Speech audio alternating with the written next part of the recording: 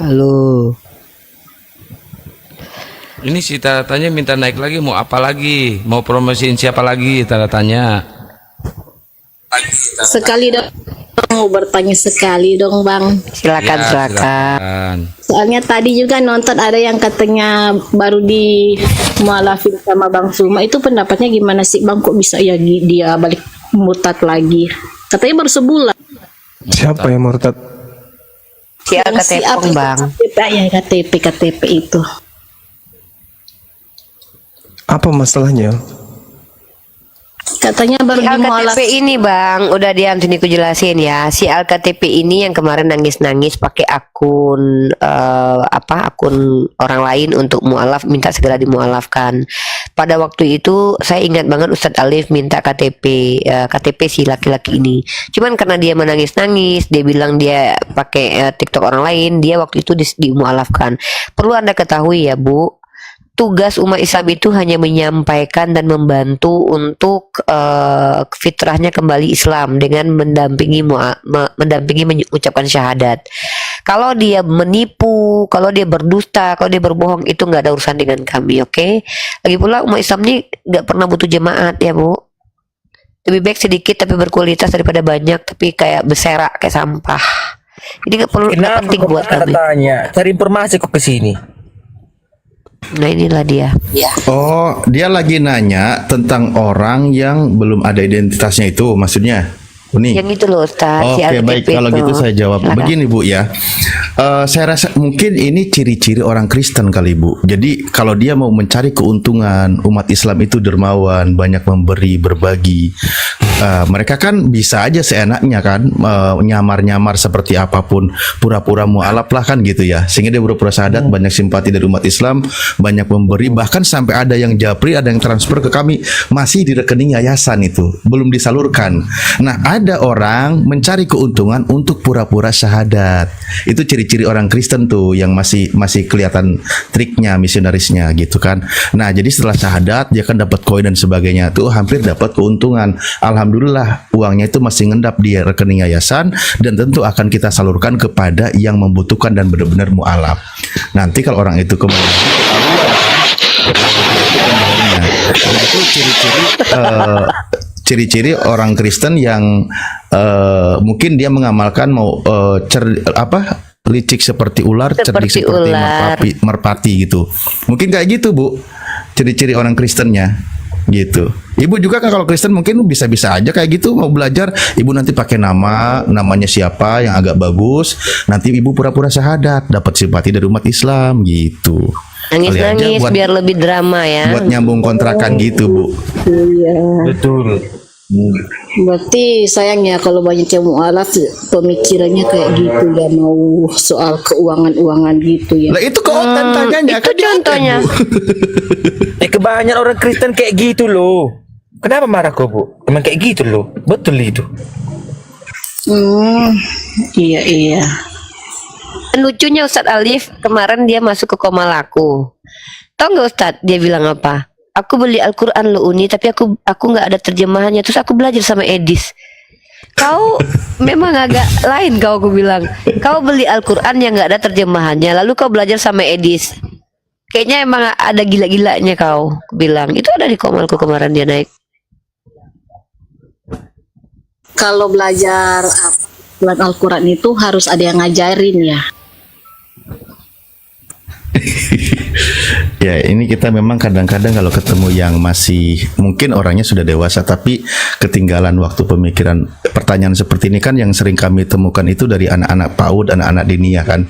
Dia nanya kalau mau belajar Al-Quran itu harus ada yang ngajarin. Oh iya betul Bu, betul harus ada yang ngajarin, ada gurunya yang minimal dia bisa baca Al-Quran sehingga dia mengajarkan bacaan sesuai dengan yang tertulis kayak gitu. Tapi anggap aja ini anak PAUD lagi nanya ke kami. Nggak apa-apa Bu, silakan. Masih Iya. polos kayaknya ini tanda tanya ini. Iya, Namanya soalnya siapa Bu tanda tanya? masih Namanya saya ini siapa? masih orang awam. Ya nggak apa-apa, bertanya aja Bu. Jadi Ini kalau ada Mikpay Muslim apa Kristen? Seandainya saya kalau suka mau belajar, nggak harus mualaf dulu mau belajar, itu gimana ya Kak? Nggak apa-apa. Guru Ndak silakan Guru Ndak. mau belajar Al-Quran tapi nggak mau mualaf dulu kan, mau belajar dulu supaya nanti mualafnya lancar gitu, yakin. Iya, memang prosesnya Udah ada di hati untuk lu ini. proses untuk mu'alaf itu memang salah satunya itu yang bagus. Belajar dulu, setelah mengetahui kebenaran yang ada di dalamnya, baru bersyahadat. Gitu kalau di Islam itu. Cara belajarnya bagaimana ya Bang?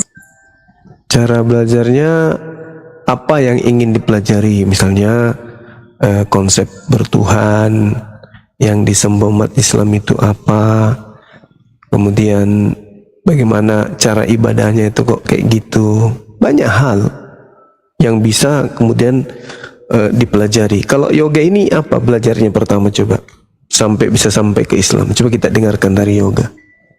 Ya, Ibu, ya kebetulan saya kan dulu Kristen gitu ya Bu ya. Tapi mudah-mudahan kau bukan ular beludak ya Bu ya gitu loh. Mudah-mudahan aku kan kebanyakan gitu.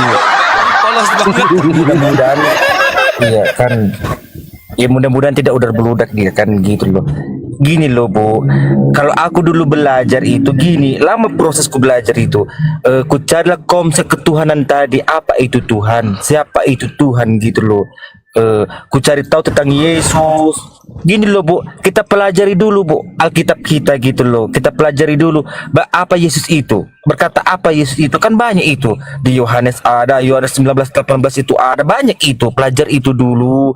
Nah setelah Ibu mengetahui, Ibu pikir dengan logika, baru nanti Ibu ini Ibu bandingkan dulu yang seperti di Al-Quran itu kan. Contoh kayak apa namanya, Qul huwallahu ahad, Allah usamat, lam yalid wa lam yulad wa lam yakul lahu kufuwan ahad gitu kan.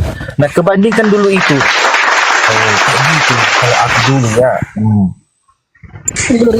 Ya Kak, soalnya kan aku sudah emak-emak begitu, banyak pikiran, harus urus banyak urusan di rumah. Aduh kayaknya ribet juga ya.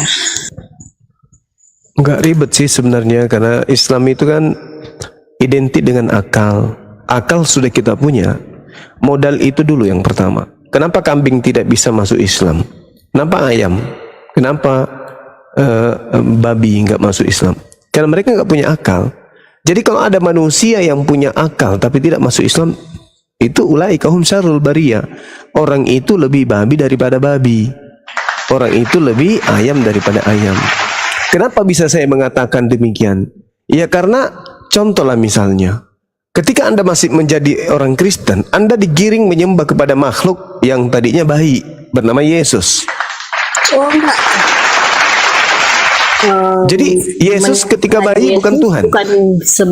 Bukan lebih ke Tuhan yang memang Tuhan yang kayak mungkin orang lain bilang Tuhan Allah itu. Aku nggak. Banyak kan orang-orang yang seperti itu, banyak kan di luar sana Kristen yang masih yang begitu, nggak semuanya seperti itu kan, yang seperti menuhankan yang kalian pahami, yang Tuhan kami menuhankan Yesus seperti dia itu yang Allah atau bagaimana kan banyak ada. Lalu bagaimana? Lalu konsepnya gimana Ibu? Yesus ini apa sebenarnya? Yesus ini Yesus adalah panutanku, gimana saya ikuti apa yang diajarkannya dalam Bible kan. Saya gampang kan baca apa yang diperintahkannya, itu yang saya berusaha untuk ikutin. Nah sekarang ada nggak perintah dari Yesus untuk menjadi orang Kristen? Enggak, itu kan agama. Terus kenapa Ibu jadi Kristen? Karena saya ikuti Alkitab, yang Alkitab kan identik dengan Kristen. Oh, kupikir tadi Ibu katakan ngikuti Yesus, sementara Yesus tidak pernah membaca Bible. Yesus tidak pernah membaca kitab Roma, Filipi, Kaliki, Kaluku, nggak pernah. Ikut semacam kalau di Al-Quran kan identik, kata mereka harus ikut Muhammad. Ya betul. Kami ikut Muhammad, Nabi Muhammad Islam, Nabi Muhammad sholat, Nabi Muhammad puasa. Kami ikuti dia karena Al-Quran mengatakan itu. Kul in kuntum tuhibbunallah fattabi'uni yuhibbukumullah wa yaghfir lakum dzunubakum wallahu ghafurur rahim. Orang yang ingin dicintai pencipta langit dan bumi, orang yang ingin dosa-dosanya dihapuskan ya oleh pencipta langit dan bumi, syaratnya mengikuti Nabi Muhammad sallallahu alaihi wasallam. Nah, apa pembuktiannya kemudian? Kami harus mengikuti beliau. Beliau menginstruksikan kami puasa, zakat, beriman kepada Allah, beriman kepada malaikat, kepada rasul, kepada kitab suci dan seterusnya. Kami ikutin semua itu. Instruksi beliau kami ikutin. Itu kami menjadi pengikut Rasulullah. Nah, sekarang Yesus pun demikian adanya. Yohanes 10 nomor 27. Aku mengenal pengikutku, pengikutku mengenal aku, mereka pengikutku mendengarkan dan mengikuti aku. Yesus tidak ke gereja. Yesus tidak ibadah minggu. Saya tidak ibadah minggu.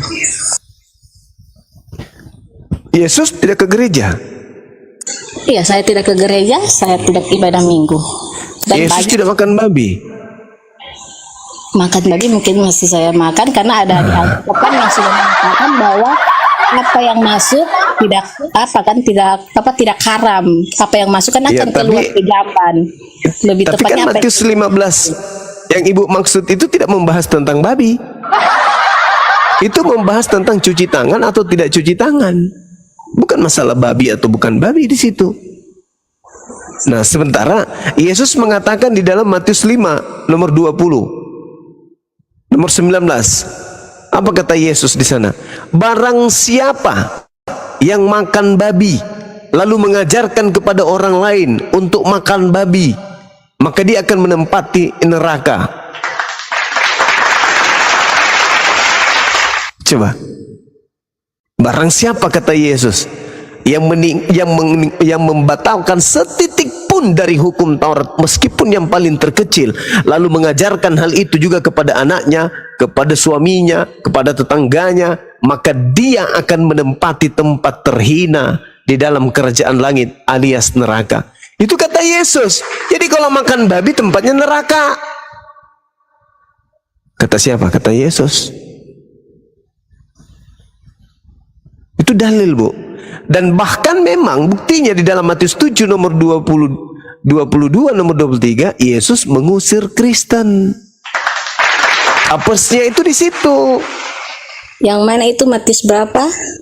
Matius 7 nomor 22 sampai nomor 23. Kristen diusir, masuk ke dalam neraka. Ngeri itu, ngeri. Selamat malam Bang Juma. Malam, Bang.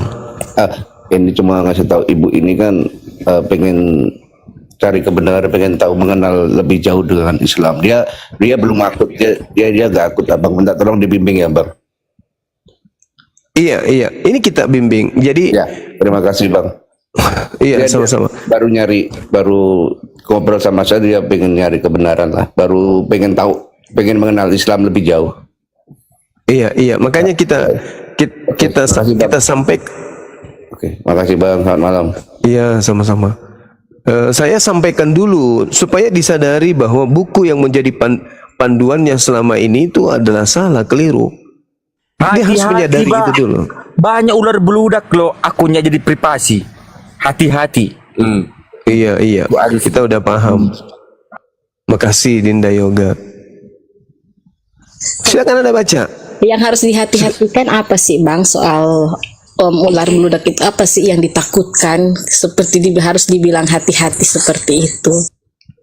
Ya, seperti yang terjadi, banyak orang nyamar-nyamar jadi Islam gitu. Nyamar-nyamar, pokoknya banyak lah. Tujuannya apa? Tujuannya untuk menyesatkan. Karena Al-Quran sendiri mengatakan itu. Wa iyada'una illa syaitanam marida. Bahkan dikatakan wa ikhwanuhum yamuddunahum fil ghayyi tsumma la yukathirun. Itu Al-Quran mengatakan orang kafir itu adalah penolong setan. Jadi orang-orang kafir ini dia adalah penolong-penolong setan di dalam mendurhakai Tuhan pencipta langit dan bumi. Jadi setan ini mendurhakai pencipta langit dan bumi. Tapi ada penolong-penolongnya. Siapa itu? Orang-orang kafir. Ketika iblis mengatakan jangan kau sembah pencipta langit dan bumi, tapi sembahlah dia yang datang nuzul menjadi manusia, banyak orang yang mengikuti itu. Pencipta langit dan bumi tidak pernah nuzul menjadi bayi. Pencipta langit dan bumi tidak pernah nuzul menjadi makhluk. Pencipta langit dan bumi tidak pernah berubah menjadi makhluk, tak pernah berubah bentuk atau apapun itu. tidak serupa dengan makhluk, tapi ada yang mengajarkan pencipta langit dan bumi turun ke bumi merangkak menjadi bayi manusia, lalu menyembahnya. Siapa yang berhasil ketika orang-orang menyembah anak bayi? Siapa yang berhasil? Tuhan atau iblis?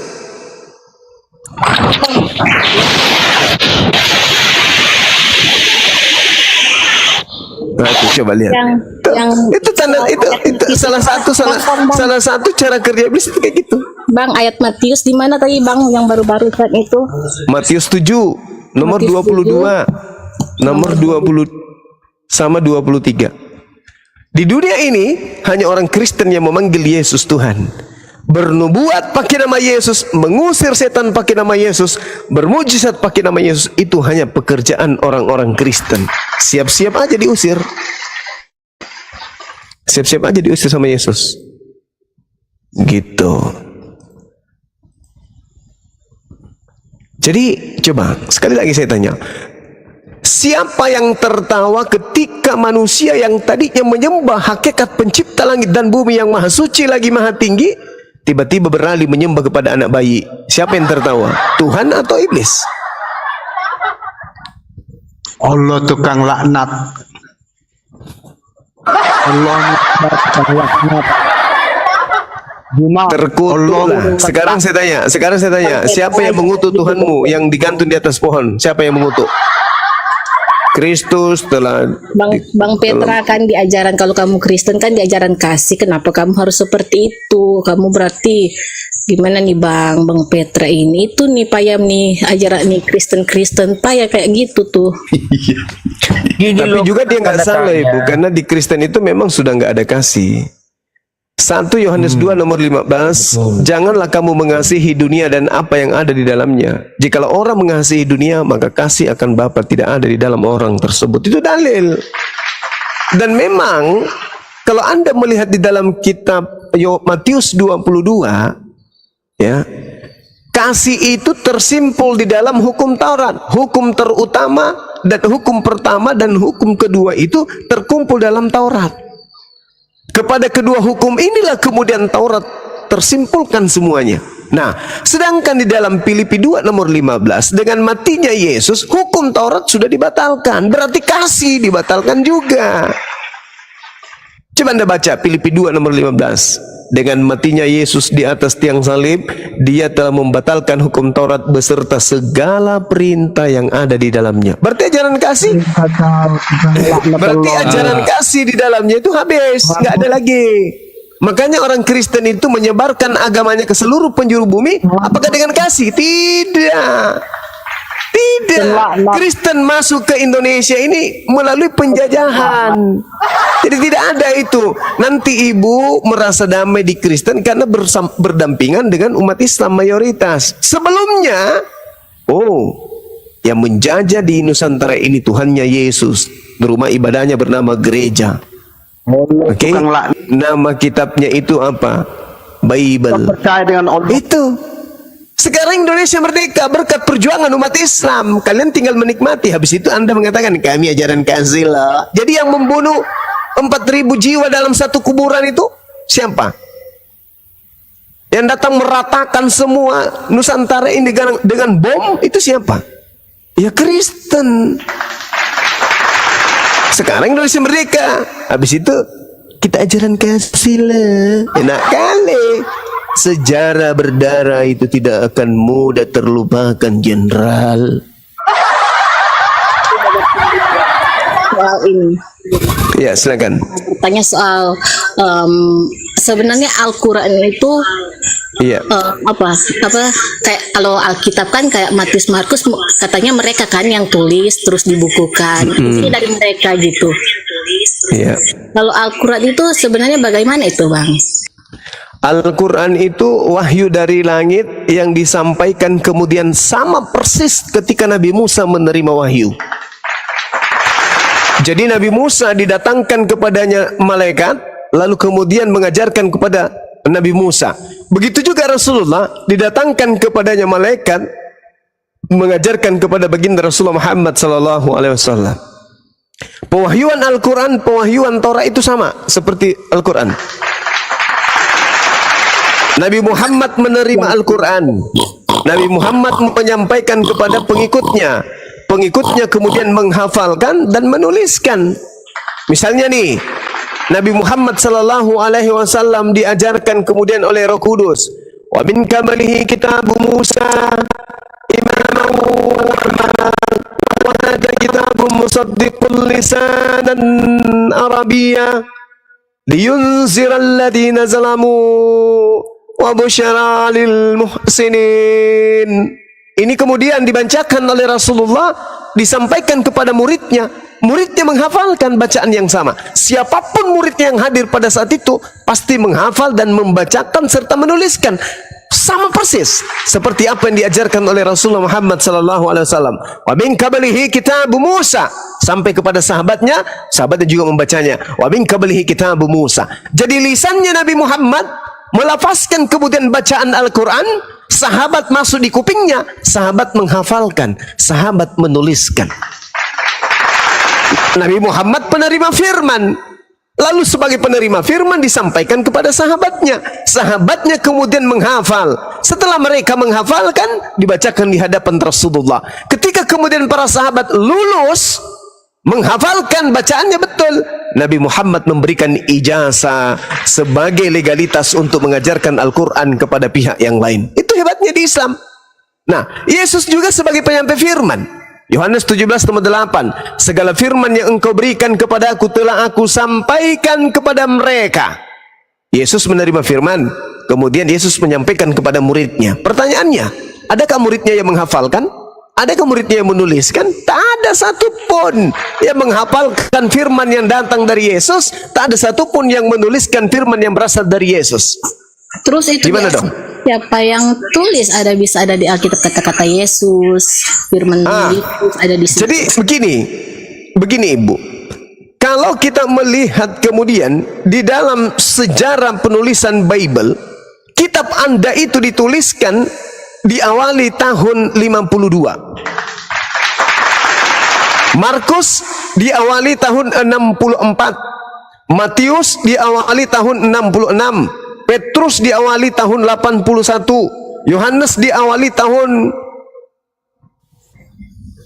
40-an ke atas sampai 140. Lukas dituliskan tahun 62. Kemudian kitab Wahyu dituliskan antara tahun 90 sampai tahun 100 dan seterusnya. Yesus sudah tak ada. Jarak penulis kitab Anda dengan Yesus itu, Yesus terangkat di tahun 33, mereka menulis nanti dia lebih puluhan tahun setelahnya. Mereka menghafalkan? Enggak. Lalu bagaimana ceritanya? Rupa-rupanya mereka hanya menuliskan berdasarkan kesaksian-kesaksian orang yang ada di sekeliling mereka. Siapa saksi? Tak ada yang tahu. Siapa saksi penulisan daripada kitab Yohanes? Siapa narasumbernya? Nggak ada yang tahu. Satu-satunya yang bertemu langsung dengan yang memberikan bisikan hanya Paulus. Paulus menerima tulisan-tulisannya itu dari mana? Dari makhluk yang bukan manusia, tapi namanya Yesus. Galatia 1 nomor 1. Paulus menerima Injilnya Paulus diterimanya bukan dari Yesus. Kenapa sih katakan? Karena dia mengatakan begini, dari Paulus seorang rasul bukan karena manusia, juga bukan oleh seorang manusia, melainkan oleh Yesus Kristus dan juga Theos, Bapa. Nah, Yesus ini manusia. Paulus mengatakan dia menerima bukan dari manusia. Berarti Yesus lain. Sedangkan Yesus yang asli mengatakan, waspadalah kepada Yesus palsu yang datang kepadamu dengan memakai nama Yesus dan berkata, akulah Mesias. Berarti menurut Yesus asli akan datang Yesus penyesat yang memakai nama Yesus dan berkata dirinya adalah Mesias. Paulus berkata, aku menerima Injil bukan dari manusia, bukan oleh seorang manusia melainkan oleh Yesus. Maria melahirkan apa rupanya? Maria melahirkan anak manusia. Paulus mengatakan Yesus yang datang kepadaku adalah Yesus yang bukan manusia. Siapa dia? Itulah yang mengatakan di dalam Wahyu 1 nomor 18, akulah yang hidup, aku telah mati, namun lihatlah aku hidup sampai selama-lamanya, dan aku memegang segala kunci maut dan kerajaan maut. Siapa ini? Siapa yang memegang kerajaan maut? Ayo. Kalau kita lihat di dalam Ibrani 2 nomor 14, karena anak-anak itu adalah anak-anak dari darah dan daging, maka ia juga menjadi sama dengan mereka yang mendapat bagian dalam keadaan mereka, supaya oleh kematiannya Yesus memusnahkan dia, yaitu iblis yang berkuasa atas maut. Siapa yang berkuasa atas maut? Iblis. Siapa yang berbicara, akulah yang hidup, akulah yang mati, namun lihatlah aku hidup kembali sampai selama-lamanya, dan aku memegang segala kunci maut dan kerajaan maut. Itu siapa? Iblis. Berarti yang Alfa dan Omega itu siapa? Yang Anda sembah? Iblis. Tapi bang, Yesus itu Isa, benar atau? Kalau Nabi Isa itu Nabi yang datang kepada Bani Israel, mengajarkan kitab Injil kepada muridnya Bani Israel. Sedangkan yang datang kepada Paulus itu adalah Yesus untuk non-Israel. Coba lihat Galatia 1. Yesus Isa ya intinya. Ya. Jadi Nabi Isa itu tidak mengajarkan kemudian menyembah dirinya.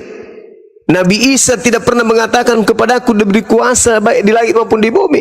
Nabi Isa tidak pernah mengatakan pergilah ke seluruh dunia, jadikanlah semua bangsa menjadi muridku. Enggak. Beda. Bang, kenapa bang di kalender kalau hari Natal katanya tulisannya hari kelahiran Isa Al-Masih? Itu digunakan oleh misionaris agar umat Islam itu bisa tertipu. Padahal itu bukan Isa, itu Yesus. Yesus yang datang kepada Romawi dan Yunani. Sekali lagi saya katakan Ibu, di dalam kitab Anda itu ada dua Yesus. Yesus yang adalah Nabi dan Yesus yang adalah bukan manusia. Sedangkan yang Anda sembah adalah Yesus yang bukan manusia. Sedangkan yang datang ke tengah-tengah Bani Israel adalah Yesus yang adalah manusia. Beda oknum. Yang Anda sembah itu Yesus yang bukan manusia. Sedangkan yang datang kepada Bani Israel adalah Yesus yang manusia. Dua oknum yang berbeda tapi satu nama. Itulah yang Yesus nubuatkan di dalam Matius 24 nomor 4 dan nomor 5. Adanya Yesus palsu yang datang menyesatkan banyak orang. Mana banyak orang yang disesatkan? Kristen. Soalnya kan kalau yang kami pahami yang sering diajarkan katanya itu malah berujuk ke Nabi Muhammad kan, yang Nabi palsu itu. Soalnya kan tidak bisa. Gak bisa sampai ke Nabi Muhammad. Karena pengikut daripada Nabi palsu itu di dalam Matius 20, di dalam Matius 7, tanda-tanda daripada buah Nabi palsu, pengikutnya memanggil Yesus Tuhan, bernubuat pakai nama Yesus, mengusir setan pakai nama Yesus, bermujizat pakai nama Yesus. Murid Nabi Muhammad tidak ada yang demikian. Cuman muridnya Paulus yang demikian. Kalianlah itu. Ayo, siapa yang bernubuat, mengusir setan, bermujizat pakai nama Yesus? Kristen atau Islam? Ya Kristen. Siapa pendiri Kristen? Ya Paulus. Berarti nabi palsunya siapa? Kristen. Paulus. Ada kan agama yang mereka gimana? Agama yang namanya Saksi Yehova. Saksi Yehova itu kan muncul baru 2 jam yang lalu, Ibu. Kristen pertama itu kan Katolik. Katolik yang pertama. Mereka tidak mentuan-tuannya di situ kan mereka kata siapa sampai hari mereka mengakui sebagai ciptaan. Kata siapa kemudian orang-orang Katolik pengikut Paulus tidak menyembah Yesus, menuhankan Yesus? Kata siapa? Sampai hari ini Katolik masih menyembah Yesus. Saksi Yehova itu Bang tahu itu. Saksi Yehova. Saksi Yehova itu baru muncul 2 jam yang lalu, Ibu. Ya, mereka kan tidak mempunyai kan mereka menganggap Iya, sama seperti kucing yang ada di rumah saya juga tidak mempertuhankan Yesus. Bedanya di mana? Kan cuma penumpang gelap. Yesus berkata kemudian, aku diutus hanya kepada domba yang sesat dari umat Israel, yang hilang dari umat Israel. Matius 15 nomor 24. Matius 10 nomor 5 nomor 6. Yesus berpesan kepada ke-12 muridnya agar jangan ke bangsa lain. Sake-sake Yahova itu bukan Bani Israel. Dia itu adalah sales penjual siapa? Penjual agama yang tidak pernah diajarkan Yesus. Di mana Yesus punya murid orang non Yahudi? Ada nggak? Tunjukkan ke saya. Ada nggak muridnya Yesus non Yahudi? Nggak ada. Orang yang non Yahudi bertemu Yesus hanya dipanggil gogok sama Yesus. Kalau kalian dipanggil serigala bergigi ompong, nah itulah kalian. Di mana itu Yesus sampaikan? Matius 15 nomor 24.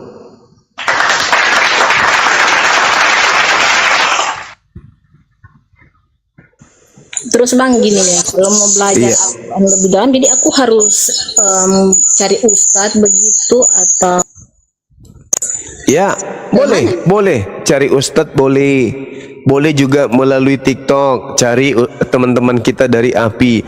Nah, kalau ibu berbicara mengenai Islam, konsep bertuhannya itu yang pertama adalah Bismillahirrahmanirrahim. Namanya disebut yang Maha Kasih dan Maha Penyayang. Yang pertama, Qul huwallahu ahad. Ibu harus mengimani, ikhlas, ridho, tak ada paksaan untuk tidak mempertuhankan hakikat pencipta yang maha suci, maha tinggi, yang maha tunggal secara absolut. Tuhan satu, tidak berbagi, ada anaknya, ada tantenya, ada sepupunya, ada kakeknya, ya, ada bapak tirinya. Nggak ada Tuhan kayak gitu, tuh nggak ada Tuhan kayak gitu, nggak ada. Itu lawa itu. Qul huwallahu ahad. Dialah Allah, Tuhan yang Maha Esa. Tuhan yang Maha Esa artinya tunggal absolut. Apa itu? Tidak bisa dibagi-bagi. Oh, ini firmannya jadi ayam, firmannya jadi kutu, firmannya nggak ada yang kayak gitu. Pokoknya Tuhan tunggal, Ya, absolut, begini nggak bang. ada diragukan. Soalnya Iya. kan aku pernah ikutin itu, nonton si live-nya Bang Edis. Dia itu mengatakan kalau stop menuhankan Muhammad, yang menurutnya ya karena banyak umat muslim mentaati Muhammad, mengikuti perintahnya. Jadi mungkin dianggap itulah sudah menuhankan Muhammad. Dan saya berpikir pun begitu. Nanti itu sudah kayak menuhankan Muhammad sih nanti kalau seandainya, nggak tahu ya. Aku mungkin ketika pindah jadi mu'alaf begitu, takutnya kayak gitu pemikiranku, karena aku sudah karena aku taat sama dia, jadi terkesan nanti nggak sudah menuhankan Muhammad itu bang. Itu cara iblis menyesatkan itu, ibu. Sekarang begini, Nabi Muhammad datang ke atas muka bumi ini mengajarkan kemudian untuk menyembah kepada Allah. Perintah Nabi Muhammad menyembah Allah. Wa ma khalaqtul jinna wal insa illa liya'budu. Nabi Muhammad mengajarkan Allah tidak menciptakan manusia melainkan untuk menyembah kepada Allah dan mengimani dirinya sebagai Rasul utusan Allah. Makanya di dalam Al-Quran, ya ayyuhalladzina amanu ati'ullah wa ati'ur rasul wa ulil amri minkum. Wahai orang-orang beriman, taatlah kepada Allah dan taatlah kepada Rasul dan taat juga kepada pemimpin yang ada di antara kamu. Jadi maksudnya kalau taat kepada Rasulullah itu sama dengan menyembah. Jadi kalau saya taat perintah pemerintah, berarti saya menyembah pemerintah. Sementara Al-Quran mengatakan taatilah pemerintah yang ada di antara kamu. Nah, Wa ulil amri minkum. Begitu. Jadi pemahaman Edis itu menggiring manusia untuk menjauh dari kebenaran. Sekarang begini Bu, kalau orang tua ibu minta ditaati, apakah ibu menyembah orang tua? Mempertuhankan orang tua? Tidak sih, seperti Yesus juga Tidak. mentaati dia tapi tidak mentaati.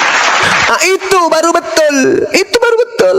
Mentaati Yesus bukan berarti menuhankan Yesus. Itu betul. Nah, sekarang murid-muridnya ketika diperintah, apa kata Yesus? Yesus berpesan kepada ke-12 muridnya, jangan ke bangsa Indonesia. Maka murid yang taat kepada Yesus tidak akan mungkin ke Indonesia. Kalau seluruh muridnya Yesus taat kepada Yesus, maka tidak ada Kristen di Indonesia. Kenapa? Karena para murid hanya diutus kepada domba yang hilang dari umat Israel. Adanya Kristen di Indonesia yang menjual nama Yesus, bukti bahwa ada murid yang tidak setia terhadap gurunya, tidak taat kepada Yesus. Karena perintahnya, Yesus berpesan kepada ke-12 muridnya, janganlah ke bangsa lain atau ke bangsa orang Samaria, tapi pergilah kepada domba-domba yang hilang dari umatku Israel. Jadi kalau ada murid Yesus kemudian keluar dari sana, berarti dia murid durhaka. Lawang perintah gurunya, jangan kau kemana-mana, Cak Ayu, cukup kau pergi ke bangsa Israel, muridku, bangsa muridku. Lah murid yang setia tidak akan mungkin berkhianat kepada sang guru. Lah ini kok malah ada yang sampai ke Indonesia. Sudah begitu, lain yang diajarkan Yesus di sono, lain yang diajarkan di sini. Di sana Yesus mengatakan, membisikkan ke muridnya, dengarkan saya wahai muridku. Ya paman, nih satu kata buat kalian, ahada. Ahada, satu, tunggal absolut. Sampai ke Roma bukan ahada sampainya, ahai. Sampai ke Belanda berubah lagi, aduhai. Masuk ke Indonesia berubah lagi, hahahai. Kenapa demikian? Karena mereka ini ada murid-murid durhaka. Yesus mengatakan, Shema Israel, Adonai Elohenu, Adonai Ahada. Itu ajaran Yesus tuh dalam Bible. Sampai ke Roma, ada 3 yang bersaksi di surga, Bapa, Anak, dan Roh. Dari mana ilmunya coba? Nah, sementara Yesus ketika dia mengatakan hidup kekal itu adalah mereka mengenal Engkau satu-satunya Tuhan yang benar dan mengenal Yesus sebagai utusan. Itu memperoleh hidup yang kekal. Tapi itu konsep untuk Yesus bagi muridnya Bani Israel. Islam Kristen tidak punya bagian di sono, karena Yesus hanya untuk Bani Israel. Orang setelah Yesus jatahnya kepada siapa? Baginda Rasulullah Muhammad sallallahu alaihi wasallam. Nabi Musa juru selamat bagi Bani Israel. Yesus juru selamat bagi Bani Israel. Nabi Muhammad juru selamat bagi seluruh umat manusia alam semesta. Ibu mau berkiblat ke Yesus, Yesus hanya untuk Bani Israel, disepak nanti bokongnya. Kenapa Anda tidak berkiblat kepada Nabi Muhammad?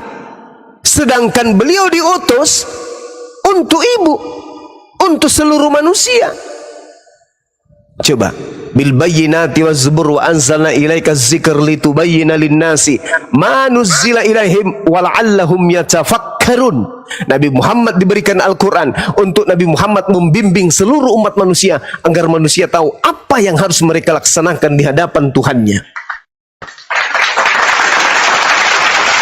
Lah mana dalilnya Yesus mengajarkan dirinya untuk seluruh umat manusia? Ada? Tak ada. Lalu orang-orang yang nebeng ke sana, aku pengikut Yesus loh, disepak bokongnya. Enyahlah daripadaku, kalian semua adalah pembuat kejahatan. Aku tidak mengenal kalian. Coba. Masya Allah, syukran. Salam Bang Zuma. Iya, iya, malam Cak Ayu. Ya, di mana? Maaf Bang, Siap. Tadi kan kata abang Itu Nabi Muhammad laki-laki Gurunda, bukan Cahayu. laki-laki bang. Oh, Lah kalau laki-laki dipanggil Cahayu nggak boleh? enggak boleh. Lah kalau manusia dipanggil Tuhan kok boleh? Nah, itu dia. Ini yang saya nggak tahu nih. Ini bang, tadi kan Ya, lanjut. kata Bang Zuma Muhammad juru selamat bagi umat manusia ya. Yes. Terus jadi Quran itu Allah memwahyukan ya kepada Nabi Muhammad Alhamdulillah, iya, betul. dan dituliskan oleh sahabat-sahabatnya bang. Yes. Jadi isi di Quran itu benar semua ya bang. Alhamdulillah, sahih, valid. Terus kenapa saya baca di QS 66 ayat 1, Ya. mengapa engkau mengharamkan apa yang dihalalkan Allah bagimu? Kenapa itu bang Nabi Muhammad ditegur bang? Yes, karena Nabi Muhammad kemudian mengharamkan dirinya untuk minum madu. Mengharamkan dirinya menggauli istrinya yang halal. Sementara istri itu dihalalkan. Minum madu itu dihalalkan. Kenapa dia mengharamkan? Makanya ditegur oleh Allah. Kan Bukti. itu nggak dibilang minum madu bang. Nah, makanya Al-Quran itu tidak bisa dipahami hanya dengan terjemahan. Nah, itulah hebatnya Al-Quran. Oh begitu. Iya dong. Tadi kan kata Bang Suma itu Al-Quran benar semua diwahyukan, tapi kok bisa segitunya Allah menegur Nabi Muhammad ya? Apa hubungannya Al-Quran benar semua dengan teguran Nabi Muhammad? Berarti kan ada yang salah berarti kan kepada Nabi Muhammad sampai dia ditegur. Nabi Muhammad Sallallahu Alaihi Wasallam kemudian di dalam Al-Quran surah At-Tahrim jelas beliau kemudian mengharamkan dirinya, kemudian tidak akan lagi aku minum madu ini, kata beliau. Tapi apa kata Allah? Tidak boleh kau mengharamkan itu. Ya ayuhan nabiyyu lima tuharrimu ma ahallallahu lak. Mengapa engkau mengharamkan sesuatu yang dihalalkan bagimu? Tabtaghi mardatan azwajik. Itu berbicara mengenai istri. Engkau ingin menyenangkan hati istrimu? Allahu ghafurur rahim. Dan Allah Maha Pengampun lagi Maha Penyayang. Ini tidak berbicara mengenai tuduhan-tuduhan orang-orang kafir, enggak. Ketika kemudian baginda Rasulullah Muhammad sallallahu alaihi wasallam datang kepada bini beliau, ini tentang hukum etika. Kemudian etika, bagaimana Rasulullah, kalau kita berbicara mengenai asbabul nuzul dari ayat itu sangat jelas. Beliau mengharamkan dirinya kemudian minum madu.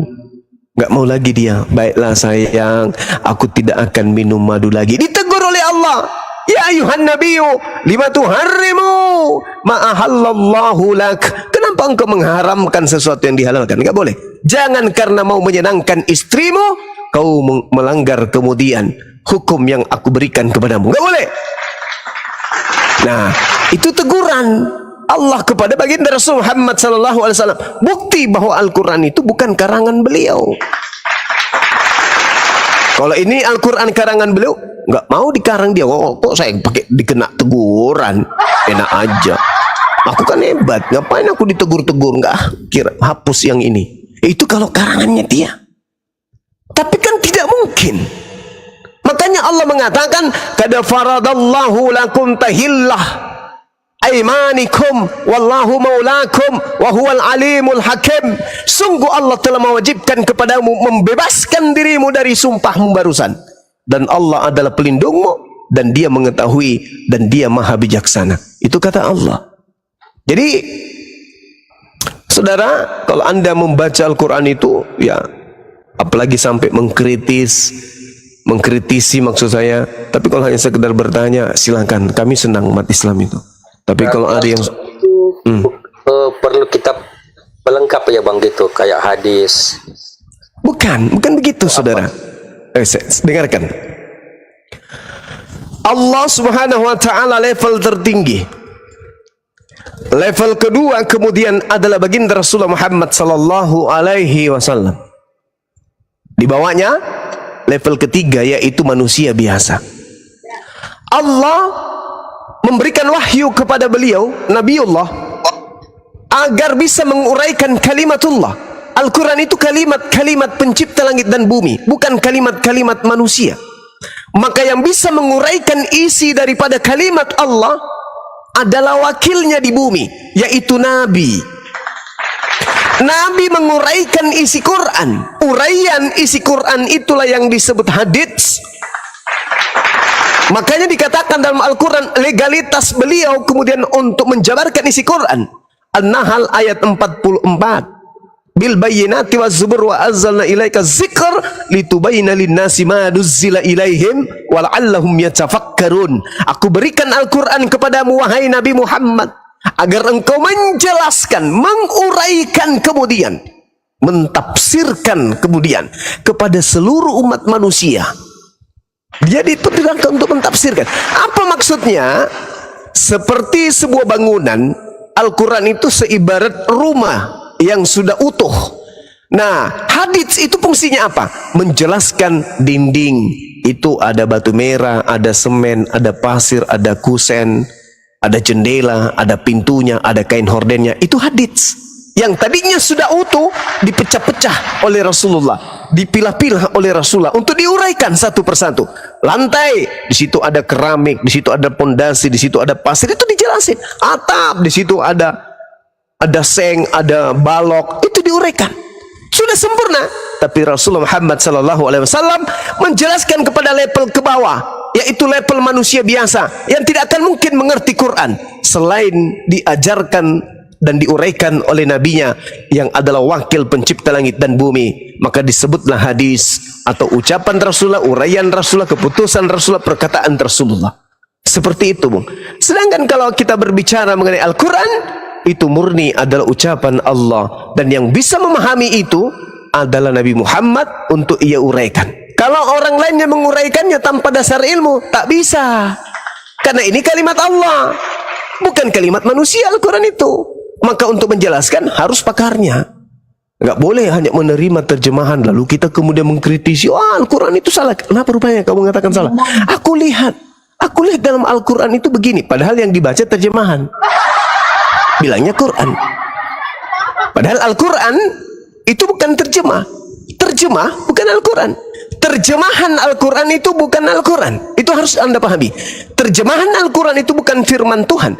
Terjemahan Al-Quran adalah upaya manusia untuk mengerti firman Tuhan.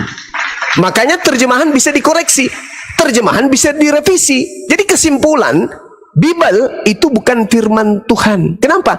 Karena itu hanya terjemahan manusia. Terus Al-Quran bukan terjemahan manusia, Bang. Ada terjemahannya, ada terjemahannya Al-Quran. Dan terjemahan Al-Quran itu bukan firman Tuhan. Terus firman apa, Bang? Jadi kalau aku mau belajar Perkataan manusia.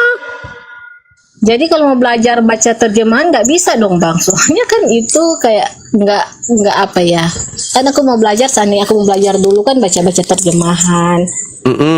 Kayak biasa umumnya kan kalau belajar di sekolah atau belajar Bible kan bisa dibaca-baca. Jadi gimana tuh Bang? Kalau jadi gini, mau belajar dulu. Iya, jadi gini Bu. Kalau mau belajar Al-Quran bisa menggunakan terjemah. Tapi kalau ingin menjadi guru Al-Quran, berarti dia harus menguasai ilmu. Yang pertama, ilmu logat. Apa itu?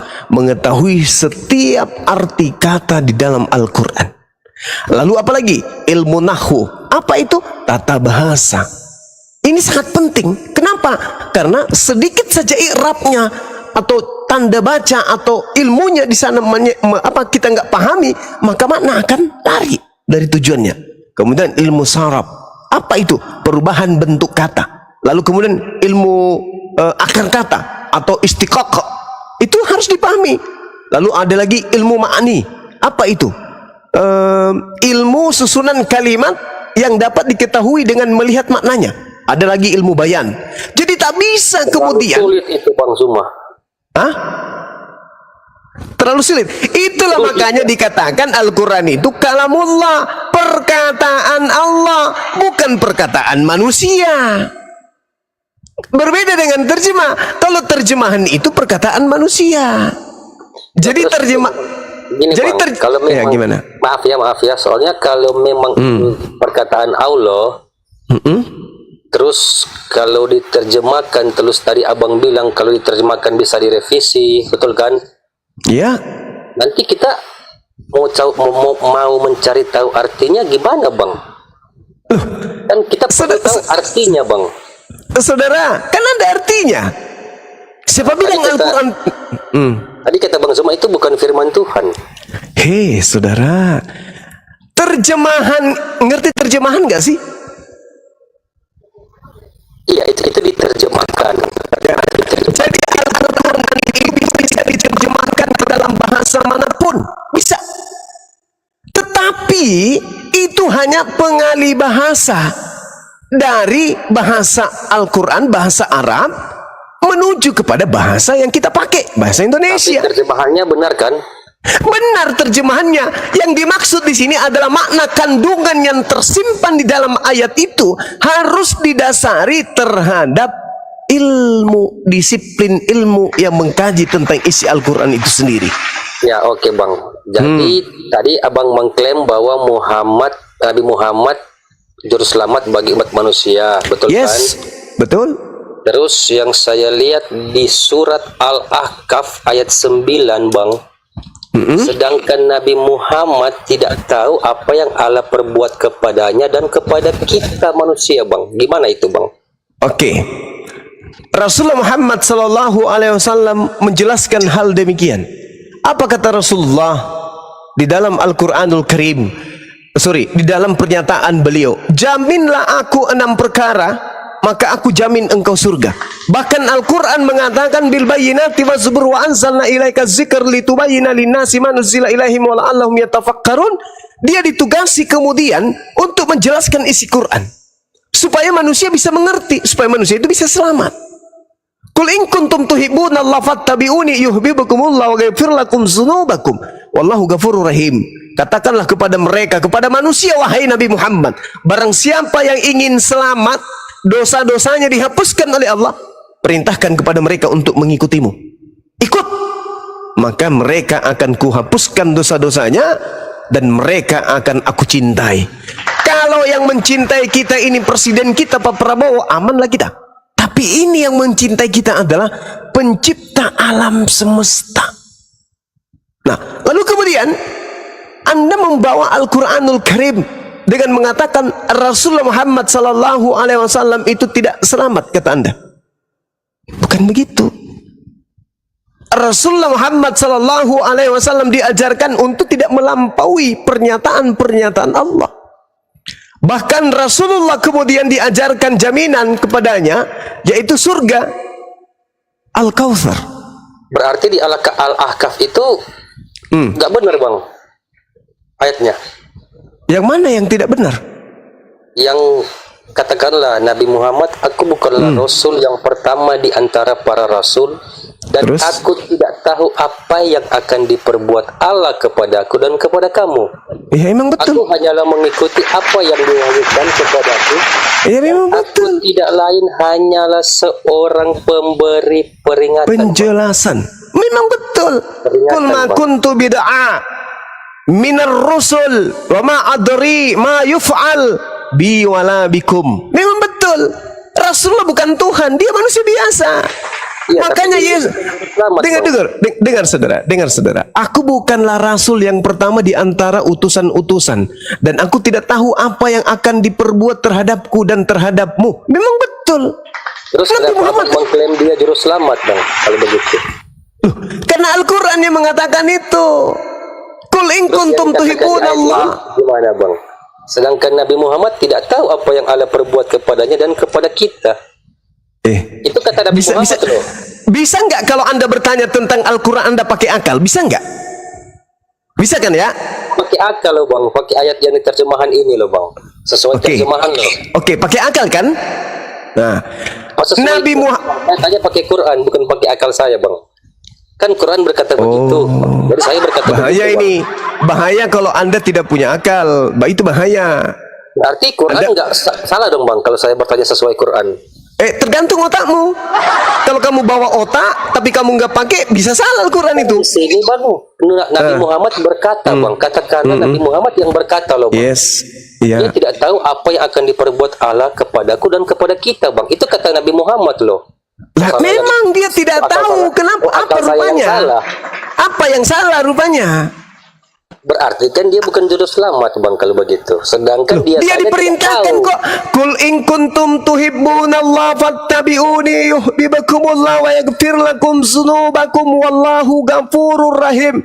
Bahkan di dalam Al-Quran surah Al-Jumu'ah dikatakan kemudian bahwasanya Nabi Muhammad SAW itu diutus oleh Allah untuk mensucikan jiwa-jiwa manusia. Huwallazi ba'atha fil ummiyina rasulan minhum yatslu alaihim ayatihi wa yuzakkihim. Sedangkan Anda coba saya kasih pernyataan Anda.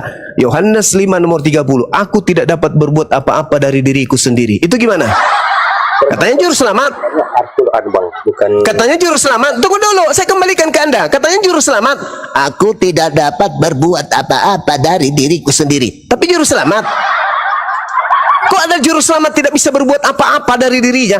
Nabi Muhammad tidak dikatakan begitu. Nabi Muhammad cuma mengatakan, "Kul ma kuntu bid'a minar rusuli wa ma adri ma yuf'alu bi wala bikum in attabi'u illa ma yuha ilayya wa ma ana illa nathirum mubin."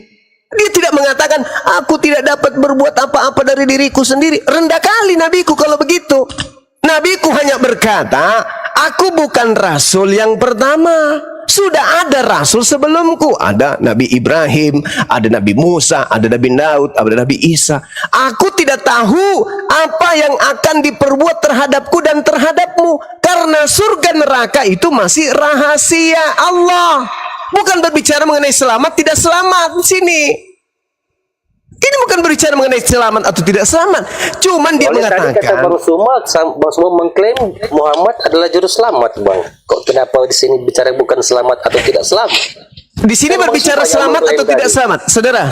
Ini berbicara mengenai selamat atau tidak selamat di sini. Berbicara Bang bahwa Nabi Muhammad tidak tahu apa yang akan diperbuat Allah kepadanya dan kepada kita. Iya, yang saya tanya kepadamu. Bang, jangan lu dipotong lah. Yang saya enggak perlu. Yang saya tanya kepadamu, ayat ini berbicara mengenai selamat atau tidak selamat? Abang ngarang kalau begitu. Ini berbicara mengenai selamat atau tidak selamat? Bang Zuma Ini udah nggak bisa diskusi nih Bang Juma. Ini babi ini. Ini berbicara mengenai selamat atau tidak selamat? Jangan diturunkan. Ini berbicara mengenai selamat atau tidak selamat? Berbicara karena Bang Suma yang ini berbicara mengenai selamat atau tidak selamat? Astagfirullahaladzim, ya Allah ya Karim. Jangan ngarang lah. Tadi kan Bang Suma yang biar. Aduh. Nggak bisa Bang Juma. Ini bukan manusia yang Bang Juma aja bicara. Ini babi. Nggak bisa. Sudah kujelaskan tadi samamu, saudara. Allah Subhanahu wa taala menjelaskan di dalam Al-Qur'an, ya, tapi kamu itu ngotot.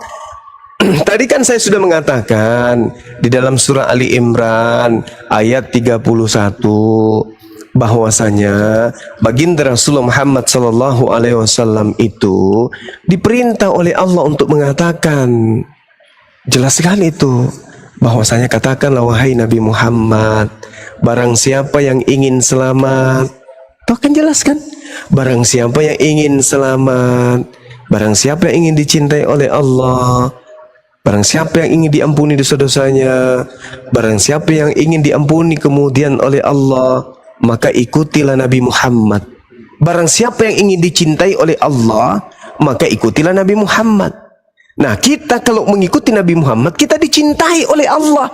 Tetapi kecintaan Allah itu kita tidak tahu seperti apa bentuknya. Yang pasti dosa kita diampuni. Yang pasti kita dicintai oleh Allah. Kalau dosa diampuni, kemana perginya? Kemana perginya orang ketika dosa yang diampuni? Surga. Ya ke surga. Cuma Nabi Muhammad kemudian tidak ingin melampaui. Lagi pula ini kan firman Allah. Perintah oleh Allah kepada baginda Rasulullah Muhammad sallallahu alaihi wasallam untuk mengatakan bahwa katakanlah kepada mereka, wahai Nabi Muhammad, ma kuntu bid'a minar rusuli wa ma adri ma yuf'alu bi wala bikum. Aku bukan rasul pertama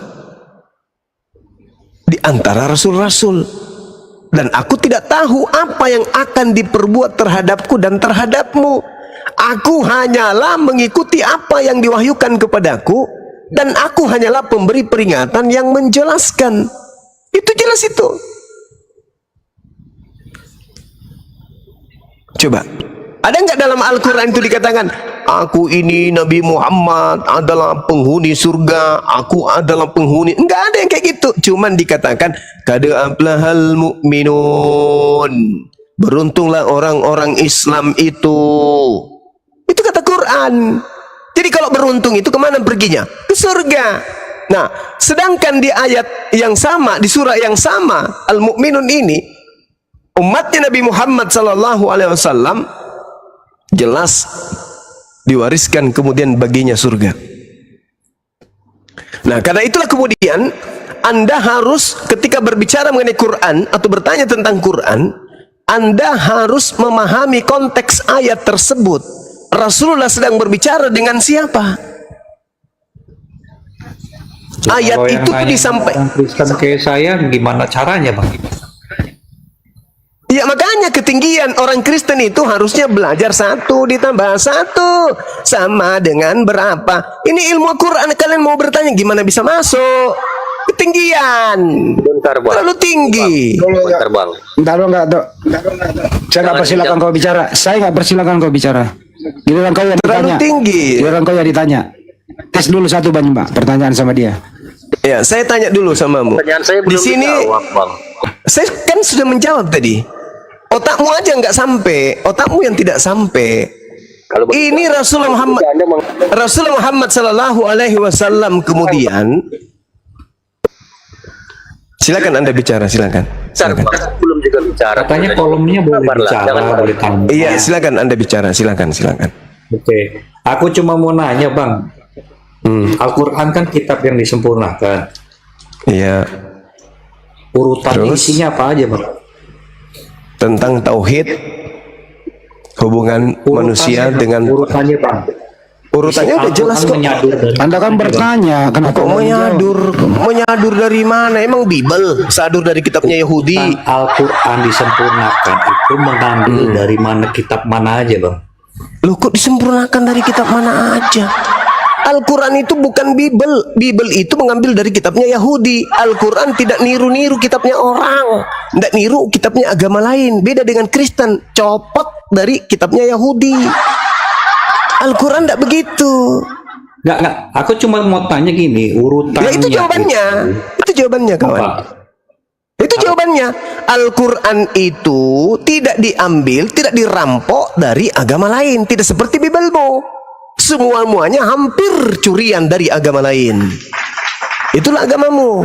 Kalau tidak ada agama Yahudi dan agama Islam, hancur agama kau itu, hancur. Untung ada dua agama ini yang menyelamatkan dan menyembunyikan, sampai kalian bisa menyembunyikan identitas sebagai agama paganisme. Coba nggak ada Yahudi, nggak ada Islam, agama Anda itu nampak 100% agama pagan. Paham itu? Ada lagi pertanyaan? Lagi dia nggak bisa. Saya nggak bisa. Tes dulu satu pertanyaan ke dia, Bang. Oke, saya bertanya sama Anda dulu. Tadi Anda mengatakan Nabi Muhammad, tapi dia manusia kan? Bagaimana dengan Tuhanmu yang berkata, aku tidak dapat berbuat apa-apa dari diriku sendiri? Silakan Anda jawab. Bagaimana Anda mengatakan dia menjamin surga, sementara dia tidak dapat berbuat apa-apa dari diriku sendiri? Jawab. Pertanyaan itu cuma kutip satu ayat atau udah baca semua ayatnya, Bang? Kamu mengutip berapa ayat tadi? Gimana, Bang? Jawab saja. Kamu mengutip berapa ayat dalam Al-Quran tadi? Apa yang Anda bacakan tadi? Udah jawab saja. Saya bertanya samamu, kenapa ada Tuhan berkata aku tidak dapat berbuat apa-apa dari diriku sendiri? Ini Tuhan KW. Tuhan KW. Tuhan itu maha kuasa. Tuhanmu, aku tidak dapat berbuat apa-apa dari diriku sendiri. KW. kawe. Ayat, Tuhan ayat, kawe. ayat. Dalilnya ayat berapa? Alamak. Al-Quran bisa kamu? Jangan kau Kita ngarang. Kau mengarang juara satu. Jangan Kalau kau ada dalilnya? mengarang. Kalau ada Gimana? dalilnya? Yohanes berapa? Kalau ada gimana? Tunggu dulu. Kalau ada Yohanes gimana? berapa? Kalau ada Yohanes gimana? berapa? Kalau ada Yohanes. gimana? Kalau ada gimana? Terlalu berbelit-belit lah. Yohanes Kau bilang berapa? aku Yohanes ngarang. berapa? Yohanes berapa? Kau bilang aku ngarang. Yohanes 5 nomor 30. Oke, Yohanes 5 nomor 30. Yes. Kasihan kali ya Kristen ini. Kita yang ngajari Bible. Kita yang ngajari Bible. Padahal katanya anak-anak dewa. Gimana dong? Gimana cara gini mau lawan Edis? Kita aja kau nggak berani. Kau sosokan Edis lagi. Lawan Edis. Nggak usah pindah topik. Baca. Udah, jawab. Jangan pindah topik. Jawab. Baca tuh. Jawab, jangan di mute lah, kebiasaan. Aku tidak dapat diam ya. Jangan kalian bantah sebelum saya selesai membaca. Baik, Aku Paman. tidak dapat berbuat apa-apa dari diriku sendiri. Ku itu Yesus. Dengar dulu. Jangan kau tercengesan. Ya kan saya cuma tertawa. Suka-suka gue lucu aja ada Tuhan kayak begitu. Aku Belum selesai dibaca kau cengengesan. Hei, kau jawab sekarang. Kenapa ada Tuhan begitu? Gak bisa Aku berbuat apa-apa menghakimi sesuai dengan apa yang aku dengar dan penghakimanku adil. Sebab aku tidak menuruti kehendakku sendiri melainkan kehendak Dia. Melainkan kehendak Dia yang mengutus aku. Dengar nggak kau? Melainkan kehendak Dia yang mengutus aku. Kau dengar itu? Mama, pertanyaan Siapa saya yang samamu. mengutus Yesus? Pertanyaan saya. Apa yang Kenapa mengutus Tuhan? Yesus? Kau takut? Jawab dulu. Dengar. Kenapa Tuhanmu tidak bisa berbuat apa-apa? Bukan Kenapa Tuhanmu tidak bisa berbuat kau apa-apa dari bertanya dirinya nggak mau sendiri? dijawab. Astaga. Kenapa Tuhanmu tidak bisa berbuat apa-apa dari dirinya sendiri? Jawab. Karena dia, dengar dulu, karena dia melakukan melainkan kehendak Dia yang mengutus aku. Paham nggak? Berarti emang Siapa Tuhanmu yang ada mengutus berapa? Yesus? Tuhanmu ada Siapa berapa? yang mengutus Yesus? Tuhanmu ada berapa? Tuhanmu ada berapa? Mute. Tuhanmu ada berapa? Jawab. Jawab. Tuhanmu ada berapa? Tuhanmu ada berapa? Bapa, Putra dan Roh Kudus. Ada berapa Satu. itu? Ada berapa Tuhanmu? Satu. Yang tidak bisa berbuat apa-apa itu siapa? Yang tidak bisa berbuat apa-apa itu adalah kemanusiaannya Itu Yesus. satu. Karena Dia datang sebagai manusia. Terus Bukan selain yang manusia ini, apakah masih ada Tuhan yang lain?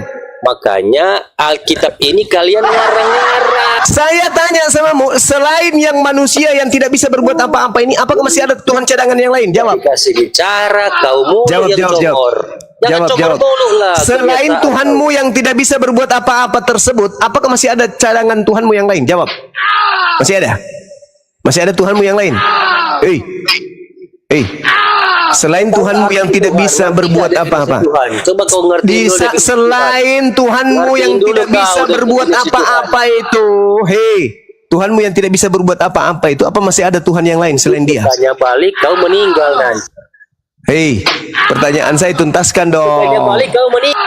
Tuntaskan dong. Apakah masih ada Tuhan lain selain daripada Tuhanmu yang tidak bisa apa-apa itu? Ada Tuhan tidak bisa berbuat apa-apa dari dirinya sendiri. Tuhan apa itu? Tuhan apa itu? Udah nggak bisa dia banyak, Mak. Tuhan Bukan apa itu? Tuhanmu. Tuhan tidak bisa berbuat apa-apa dari dirinya sendiri.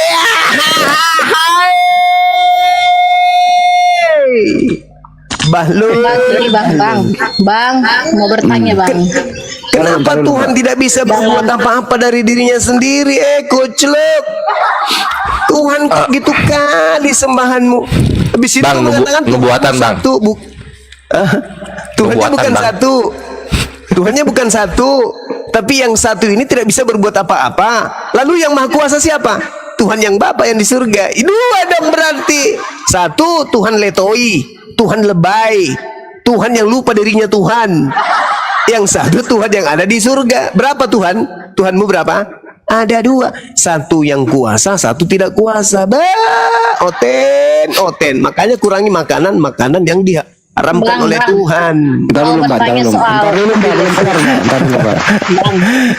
saya mau bertanya menurut pemahaman abang soal Yesus itu kan, ini enggak, bukan pemahaman. Ini Kristen bukan ini yang cewek ini?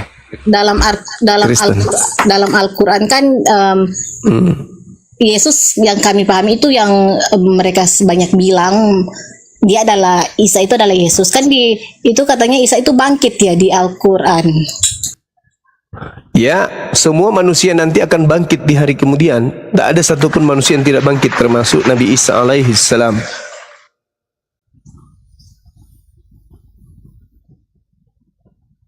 Cuman bedanya Nabi kami itu bangkitnya nanti di akhir zaman. Oh, Kalau ini posisi kalian Isa belum Yesusnya bangkit dari kubur. masih di kuburan ini Isa. Nabi Isa itu diangkat ke langit. Nabi Isa dalam Al-Quran itu sudah diangkat ke langit. Yes. Tanpa mati seperti Yesus, tanpa mati. Tanpa mati. Nabi Yesus sebenarnya juga tidak mati. Nabi Isa tidak mati. Yang kalian sebut Yesus itu, yang mati itu penggantinya Yesus. Yang keluar dari kubur itu sudah bukan Yesus lagi. Itu sudah iblis itu yang keluar dari kubur. Gurunda mau dengar pengakuan Edis terbaru nggak, Gurunda? Boleh. Kalau Muhammad tuh dia masih meninggal seperti orang lain. Ya, sama seperti Musa. Hanya Nabi yang meninggal tugasnya udah beres tugas. Yang keluar dari kubur itu bukan manusia lagi, setan. Ya, kalau Yesus Isa itu dia sudah terangkat ke surga. Di langit, bukan surga. Mana ada itu Langit kata itu surga. kalau menurut abang langit itu bagaimana, Cuk? Ya, langit itu di atas, bukan surga. Beda surga dengan langit, beda. Hanya tipuan tahu, penulis kan? Bible. Tidak bisa dijelaskan ini Isa ini diangkat bagaimana? Diangkat ke langit, ke repot kali. Yesus emang kalau di Kristen Yesus diangkatnya bagaimana diangkatnya? Kayak UFO, Mr. Bean. Enggak, Gimana? pakai tangga dia, pakai tangga. Dia terangkat. Ya diangkatnya gimana? Kalau misalnya bisa dijelasin tuh gimana diangkatnya? Pakai tali, lempok. Dari ayat Alkitab kan dibilang dia naik lah, sama sih seperti itu. Iya. Mungkin diangkat naik. Yang lucunya di sini siapa ini cewek ini namanya Sulastri. Jadi waktu terangkat ke sorga, ini kan ada saksi mata melihat nih kan gitu. Enak ya aja nggak? lu ngasih nama orang. Supaya cepet. Jadi waktu terangkat ke sorga kelihatan itu sorganya kan. Nah gitu. Habis itu sorganya nggak kelihatan lagi gitu kan. Ini sorga atau UFO? Kok kelihatannya cuma bentar terus udah nggak kelihatan lagi kayak gitu. Nah itu yang bikin bingung. Nah ini anyway. Ini yang mau gua kasih lihat pengakuan Edis terbaru ya kawan-kawan 2 malam kemarin. Bang, tunggu bang, Dengarkan. selesaiin aja lah mungkin supaya saya juga tidak terlalu lama bisa. Iya tunggu nanti abis ini. Tunggu ya. Kita dengerin pengakuan Edis terbaru tentang Nabi kita Muhammad Shallallahu Alaihi Wasallam.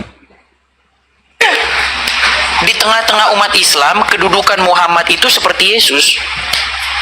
Di tengah-tengah umat Islam kedudukan Muhammad sama seperti Yesus gitu. Iya. Jadi kalau Nabi Muhammad dimasukin ke Kristen, Nabi Muhammad ini penguasa langit dan bumi. Iya, di dalam hadisnya. Iya. Thank you pengakuannya, my friend.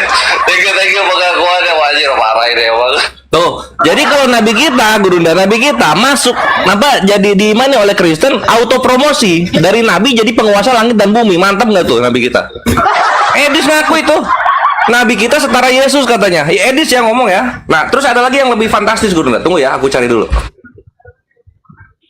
Memang lah mereka orang Tapi ingin menyapa. Assalamualaikum warahmatullahi wabarakatuh. Cuman seperti orang-orang biasa, Nabi yang terganteng. Sulastri, ntar dulu Bu Sulastri. Bang Handi, lanjut. Ya. Isa itu dia seperti Muhammad bang atau? Gimana? Netizen aku cuma ucap salam. Lanjut. Ya, Ibu Tuki Jem, sebentar ya.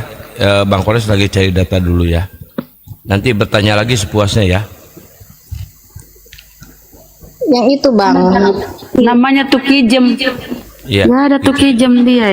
Yang Isa bang di Al-Quran dia kayak Muhammad. Nah ini berikutnya. Tunggu Sul, tunggu dulu Sul. Nah ini yang kedua Gurunda ya. Yang kedua, kawan-kawan perhatikan ini yang kedua. Tadi kan pengakuannya kalau Nabi kita ada di Kristen, Nabi kita penguasa langit dan bumi, setara Yesus. Ini pengakuannya yang kedua. Dengarkan baik-baik pengakuan Edis. Bisa gitu ya? Iya. Bisa gitu aja. Jadi Nabi kami bisa langsung sama seimbang sama Yesus. Berarti Nabi kami kalau di Kristen sama kayak Bapak. Ya. Sama kayak Allah. Anjir. Nabi kita kalau masuk di Kristen setara dengan Bapak di sorga yang disembah Edis. Anjir, itu mantap betul. Mantap betul Edis. Langsung anjir, skip itu Yesusnya langsung di skip, setara Bapak langsung.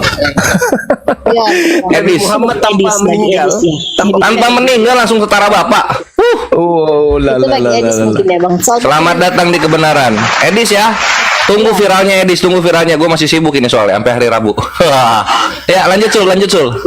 Ya, silakan lanjut Tuh Kijam. Bang, soal yang tadi Isa dan Nabi Muhammad dalam Islam itu derajatnya sama, apa mereka dihormatinya sama? Apa? Ya, sama-sama Nabi, sama-sama gitu. utusan Tuhan. Jadi derajatnya sama gitu, tinggi-tinggi sama. Iya, sama-sama Nabi. Cuman bedanya Nabi Muhammad itu adalah Rasul terakhir. Beliau adalah Nabiullah, penutup para nabi. Dan skala prioritasnya kemudian tentang pengutusannya, Yesus itu diutus hanya kepada Bani Israel kecil. Nabi Muhammad diutus untuk alam semesta. Besar kali, jauh. Tugasnya jauh loh. Kalau Yesus itu ibarat dia kepala desa, Nabi Muhammad itu adalah presiden. Itu selisihnya. Tapi sama-sama utusan pemerintah. Kepala desanya Yesus itu. Kalau Nabi Muhammad itu presiden. Seperti itu ibu pembandingnya. Tapi sama-sama orang pemerintahan. Itu buktinya saya bisa tahu kejelasannya, kepastiannya itu bagaimana Bang? Nabi Muhammad diutus untuk seluruh alam semesta. Dalil seperti dalilnya. Dia diutus sebagai rahmatan lil alamin. Wa ma arsalnaka illa rahmatan lil alamin. Tiadalah aku mengutus engkau wahai nabiku kecuali untuk sebagai rahmatan lil alamin. Makanya dia katakan litubayyina linnas, untuk seluruh umat manusia. Nah, tidak ada di dalam Bible Yesus mengatakan itu, aku diutus untuk seluruh umat manusia, itu enggak ada. Dia hanya berkata, aku diutus hanya kepada domba yang hilang dari umat Israel. Tapi dia kan sekarang diangkat, intinya dia tidak mati ya Isa itu, dan Muhammad lagi meninggal. Betul. Ini dia sudah mati. Iya, ajarannya udah selesai, udah tamat. Nabi Isa sendiri masih hidup karena akan diturunkan kembali menghakimi Kristen. Dia turun menghakimi kalian. Makanya di dalam Matius 7 nomor 22, nomor 23 akan mengusir orang-orang Kristen. Itu dalilnya. Jadi sinkron antara apa yang diberitakan Al-Quran dan apa yang ada di Bible. Yesus datang untuk kedua kalinya mengusir orang-orang Kristen, laknatullah alaihi. Itu ada ayatnya, ada Bang yang bisa saya referensi. Matius 7 nomor 22 sampai nomor 23. Iya, kalau di Bibelku kan aku pahami ya untuk menghakimi orang yang hidup dan yang mati, semua umat, yang baik, yang jahat, begitu yang saya pahami. Oh bukan. Coba Anda baca Yohanes 8 nomor 40. Pribadi mau belajar Bibel, abang kan kayaknya nggak etis gitu ya. Aku bertanya dan abang yang menjelaskan itu. Karena saya lebih paham Bibel dari ibu. Iya, tapi kalau dari dengar dari penjelasan saya lebih merasa paham, lain juga kan. Jadi lebih baik kayaknya. Oh, enggak. Sekarang begini, yang diusir Yesus nanti siapa? Yang memanggil Yesus Tuhan kan? Itu siapa yang memanggil Yesus Tuhan? Kalau pemahaman Islam atau Kristen? ya itu balik lagi, banyak yang memang mentuhankan Yesus tapi tidak mengikuti perintahnya, dan itu yang akan Yesus tidak akan terima. Mereka hanya menyatakan dalam mulutnya saja tapi dalam hatinya mereka tidak mengikuti perintahnya. Nah, itu yang mereka bukan begitu. tunjukkan. Mereka Coba Anda baca. Coba. Tapi dia tidak Coba lihat.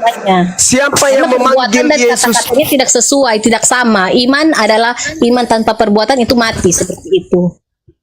Kalau iman tanpa akal? Iman tanpa akal. Gila, bukan? Ya, iman tanpa perbuatan itu namanya buta, mati. Karena kalau iman tanpa akal apa namanya? Namanya orang masih waras, sepertinya semua pakai akal kan? Kalau Anda waras, kenapa Anda masih menjadi Kristen kalau Anda waras? Adakah Yesus mengajarkan bahwa dia diutus untuk Anda? Dalam Bible diutuskan untuk menjadikan semua bangsa muridku, semua. Itu bukan Yesus, itu makhluk yang keluar dari kubur itu. Makanya pelajari Bible. Sejak kapan Yesus keluar dari kubur? Sejak kapan? Jadi itu sejarahnya orang awam yang botol-botol ya sulit ya. Jadi kayaknya yang jelas-jelas ada yang tidak botol di Kristen. Yang tidak botol di Kristen itu udah mualaf semua, Ibu. Bagi Islam Kristen botol, bagi Kristen Islam botol, intinya seperti enggak, sekarang mari kita buktikan kebotolan Kristen. Kita buktikan, dan Anda buktikan kebotolan umat Islam. Yang bisa seperti itu yang hanya orang-orang yang bisa dibilang berpendidikan. Nah, sekarang di mana Yesus mengaku? Ibu, di mana Yesus mengaku dia diutus untuk seluruh umat manusia? Di mana? Soal detailnya mengaku seperti itu, sepertinya saya tidak tahu, saya tidak pernah baca. Itulah yang saya bilang, Anda tidak berakal. Udah aku bilang. Anda mengaku sekarang kan? Aku tidak tahu sudah detail. Lalu Anda menjadi Kristen ini apa dasarnya? Yang belum paham. Ya pasti apa dasarnya Anda menjadi Kristen kalau sementara Yesus tidak pernah mengajarkan? Jawabannya. Lucu. Seperti Yesus kumal-kumal Islam kan, mereka pun begitu, naik Islam bertanya, Muslim menjawab, tetap ujungnya tidak ada jawaban yang pasti. Karena apa? Tidak, ya begitu ya, cuman modal-modal mulut aja, ngomong-ngomong aja gitu. Ya kayak ibu ini, modal mulut, diminta dalil tidak tahu, itu mulut namanya. Anda mengatakan iman tanpa perbuatan. Ibu memang berbuat, tapi iman buta. Sekarang kalau iman tanpa akal apa namanya? Tetap ada beriman kan? Mati mija. Iman tanpa akal itu seperti kambing. Kambing makan rumput itu karena akalnya mati. Seandainya akal kambing itu berfungsi ada kayak manusia, dia juga makan coto, makan pisang hijau, makan kue lapis. Tapi karena dia tidak berakal, dia makan rumput. Kan manusia berakal, kalau tahu jangan mencuri ya. Nah, kalau Anda berakal, kenapa Anda jadi Kristen? Kan Kristen itu orang menjadi Kristen bukan karena olahan akal. Orang menjadi Kristen itu karena modal percaya nenek moyang. Lihat keadaan ya. Banyak apa? Banyak apa, Bu? Ibu mau apa? Lihat keadaannya, apa keadaannya? Banyak orang Kristen pintar apa? Ya pintar tentang duniawi, tapi tentang agamanya. Seperti hal-hal dalam karya lah, seperti itu negara-negara. Iya, betul, karena mereka meninggalkan Bible. Coba suruh pakai Bible. Apa yang bisa mereka temukan dengan menggunakan Bible? Apa? Ular makan debu? Bang, ini kan bercerita mengenai Kristen itu tidak ada akal, tidak pandai. Ibu, saya katakan, kalau Anda berakal, mustahil Anda masih Kristen. Maksudnya apa, Ibu? Orang menjadi Kristen itu bukan proses akal. Anda menjadi Kristen karena keturunan. Karena kebetulan orang tua Anda atau suami Anda yang Kristen sampai Anda Kristen, bukan karena belajar sampai Anda Kristen itu. Coba, dari mana Anda bisa mempelajari kemudian sampai Anda bisa jadi Kristen? Ada nggak di Bible? Enggak ada, begitupun Muslim kan. Oh, kata siapa? Al-yauma akmaltu lakum dinakum. Buktinya banyak. Islam itu agama yang diajarkan dari langit, itu Islam. Yesus aja, Yesus nih Yesus itu anak soleh, bukan anak Kristen. Yesus itu anak soleh. Ibrani 5 nomor 7. Dalam kesolehannya doa Yesus dikabulkan agar ia diselamatkan dari maut. Anak soleh Yesus itu, bukan orang Kristen. Yesus itu bukan saksi Yehova. Iya, ini kan Kristen Islam itu menurut saya sih hanya sebutan aja. Soalnya kan Kata siapa itu hanya sebutan? Saya tidak seperti saya bukan hanya sebutan. Kalau Islam artinya selamat. Kalau Kristen apa artinya Kristen? Pengikut Kristus. Kristus yang mana? Yang setan, yang datang kepada Paulus, yang bukan manusia. Jadi Kristen itu pengikut setan yang datang kepada Paulus. Jadi yang Isa yang benar itu yang hanya Isa itu yang datang kepada Bani Israel, spesial untuk Bani Israel, mengajarkan menyembah kepada Allah dan mengabarkan akan datangnya baginda Rasulullah Muhammad SAW. Itu Nabi Isa.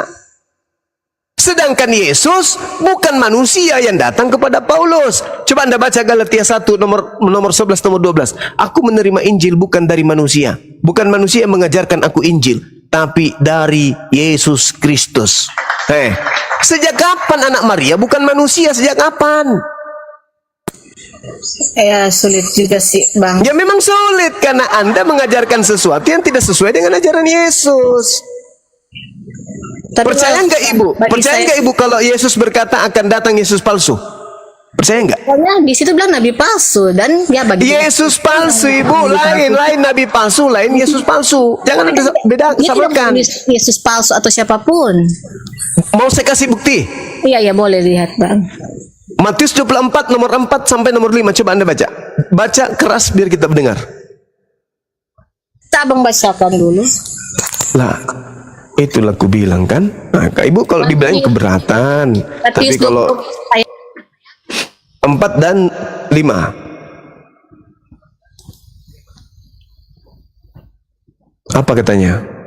Waspadalah supaya jangan ada orang yang menyesatkan kamu. 1. Sebab banyak orang yang akan datang memakai namaku. Siapa tuh? Nama siapa dipakai? Nama Yesus. Berarti dia datang dengan menggunakan nama Yesus. Berkata apa? Yesus palsunya mengatakan apa? Akulah Mesias. Yesus palsunya datang mengaku apa? Akulah Mesias yang telah engkau aniaya. Jadi Yesus palsu datang mengaku Kristus. Tapi yang saya pahami sih itu mereka datang membawa ajaran Kristus, padahal itu salah. Bukan soal dia mengaku itu Yesus, tapi mereka mengajarkan Yesus, tapi sebenarnya mereka itu salah. Oh, salah. Nah, itu salah kan Anda. Salah. Kalau saya baca Alkitab ke orang Islam, kayaknya aneh juga kan? Aneh karena saya lebih paham daripada Anda. Kalau cuma bilang kepandaian kan banyak juga kalau menurut orang-orang lain pandai yang sekolah tinggi-tinggi mereka berilmu. Sekolah tinggi-tinggi tapi ujung-ujungnya menyembah Yesus, apa gunanya? Sekarang begini, dengarkan saya Ibu. Lihat aja waspadalah supaya jangan dengar Ibu. Ini Yesus sedang berbicara dengan siapa di ayat ini? Yesus sedang berbicara dengan siapa? Pihak kedua atau pihak ketiga? Ayo Bu, kita tanya jawab singkat aja. Yesus tanya jawab dengan siapa di sini? Pihak kedua atau pihak ketiga? Pihak kedua kan? Siapa pihak kedua? Bani Israel. Siapa pihak ketiga? Kristen. Pihak luar. Itu dia berbicara kepada murid-muridnya. Pihak pertama atau pihak kedua? Maksudnya bagaimana itu pihak pertama atau kedua, Bang? Yesus pihak pertama. Muridnya pihak kedua kan?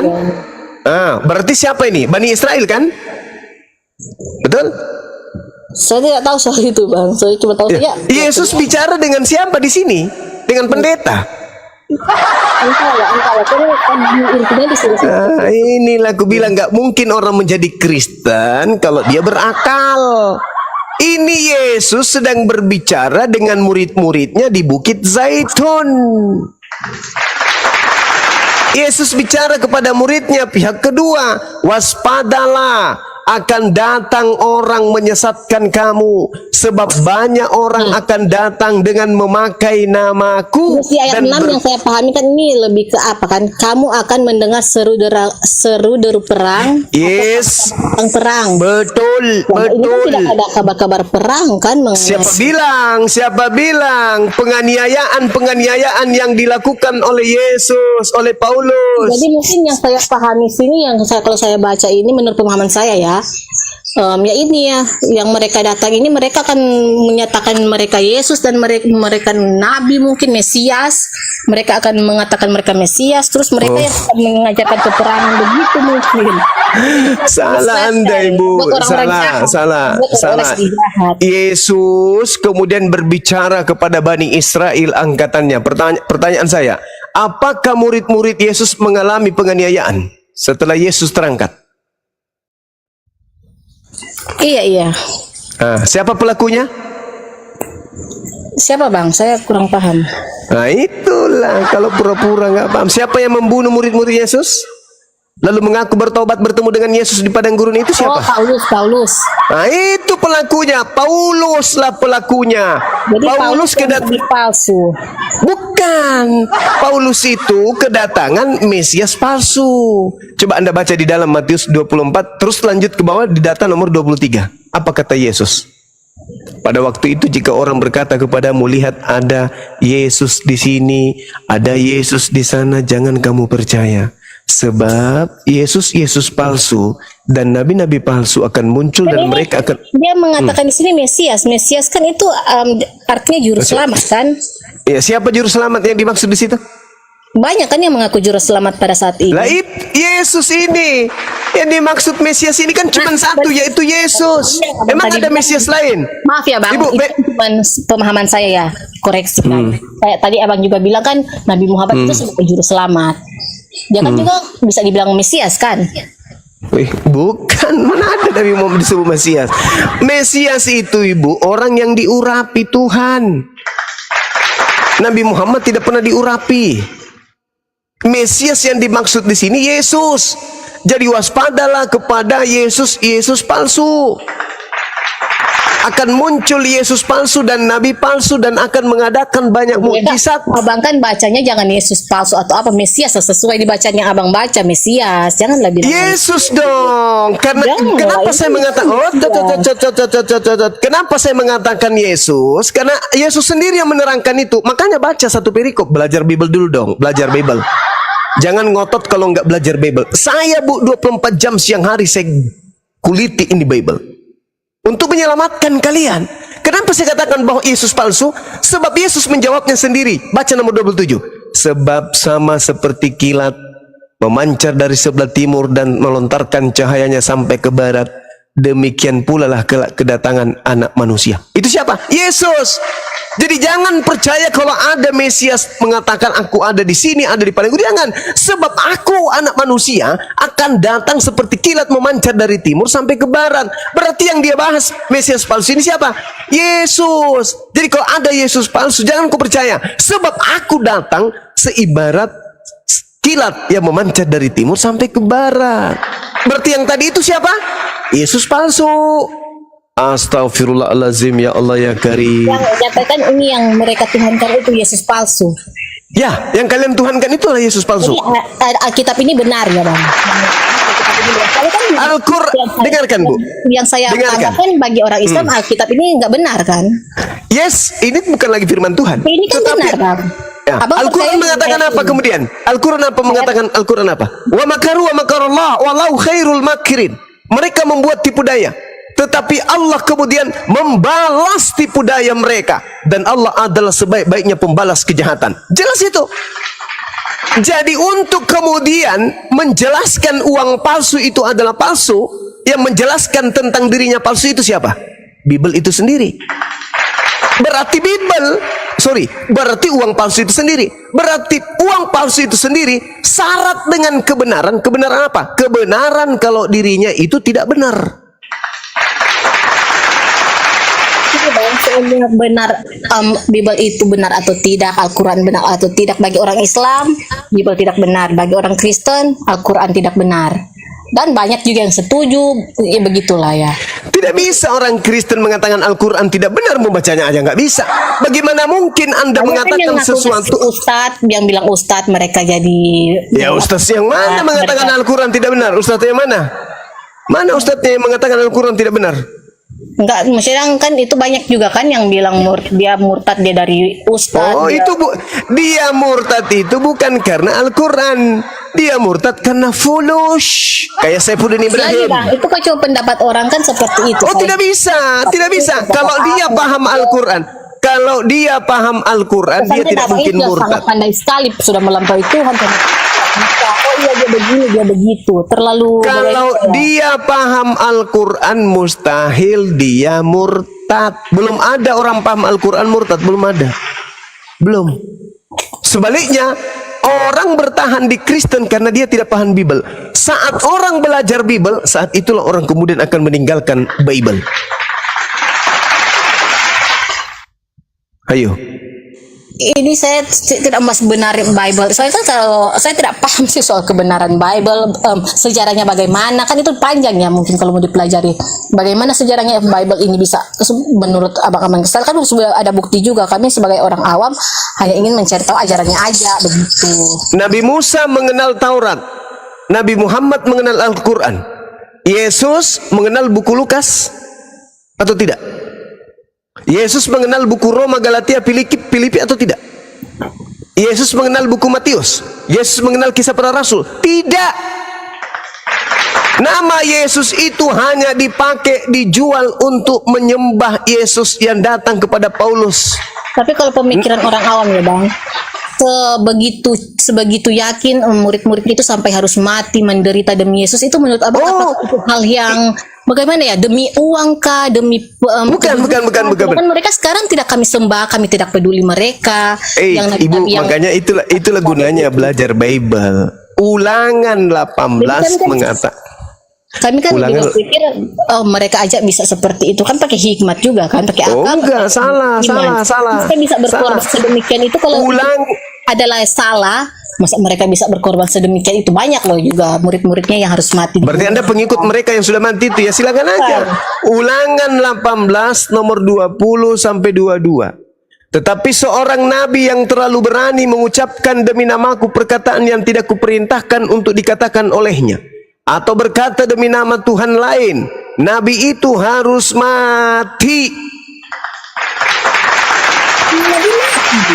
Katanya juga kan semua nabi mati, dan Yesus pun mengatakan yang menurut dia diutus. Matinya bukan yang dimaksud di sini. Nabi itu harus mati, bukan mati wajar. Dia mati karena dibunuh. Oh iya, mungkin bisa masuk akal juga. Iya, karena kalau dikatakan Nabi itu harus mati, wah, meski tidak dikatakan semua juga orang mati kok. Tapi ini beda. Tetapi seorang nabi yang terlalu berani untuk mengucapkan demi namaku dan perkataan yang tidak kuperintahkan untuk dikatakan olehnya, atau yang berkata demi nama Tuhan lain, maka nabi itu harus mati. Saya dengar dari komentar ya, dari orang yang bilang kan Nabi Muhammad juga mati karena apa itu bang? Nabi Muhammad karena sudah selesai, kemudian misinya, risalah kenabiannya udah selesai. Dituduh kemudian oleh misionaris mati diracun, kan menggelikan. Yang mati diracun itu, baca Yohanes 19 nomor 30. Ketika Yesus sudah minum anggur asam, maka matilah dia. Itu baru diracun. Nabi Muhammad makan daging kambing yang ada racunnya. Daging kambing yang sudah masak direbus pun berbicara, jangan kau makan aku, kan aku mengandung racun. Maka Nabi Muhammad tidak makan daging tersebut. 4 tahun kemudian baru Nabi Muhammad meninggal dunia. Masa kan ada orang diracun 4 tahun kemudian baru kemudian mati? Racun apa itu? Itu bukan mati kan diracun. Rasulullah cuma mengatakan, wahai Aisyah, aku merasakan seperti saat aku dulu makan racun di Khaybar. Kenapa? Karena pada saat Nabi Muhammad makan racun, teman yang di sampingnya meninggal. Dia tidak, tapi sempat ingin mati rasanya. Nah, ketika kemudian ingin mati beneran, rasa itu kembali. Semua yang namanya mati rasanya sama. Mati keselap biji nangka, mati kejeduk kemudian linggis, mati karena bersin, mati karena digelitik sama selingkuh. Sama semua rasanya. Maka ketika detik-detik kematian menjemput Nabi Muhammad saat diracun, tetapi batal, rasa itu kembali dirasakan pada saat mati beneran.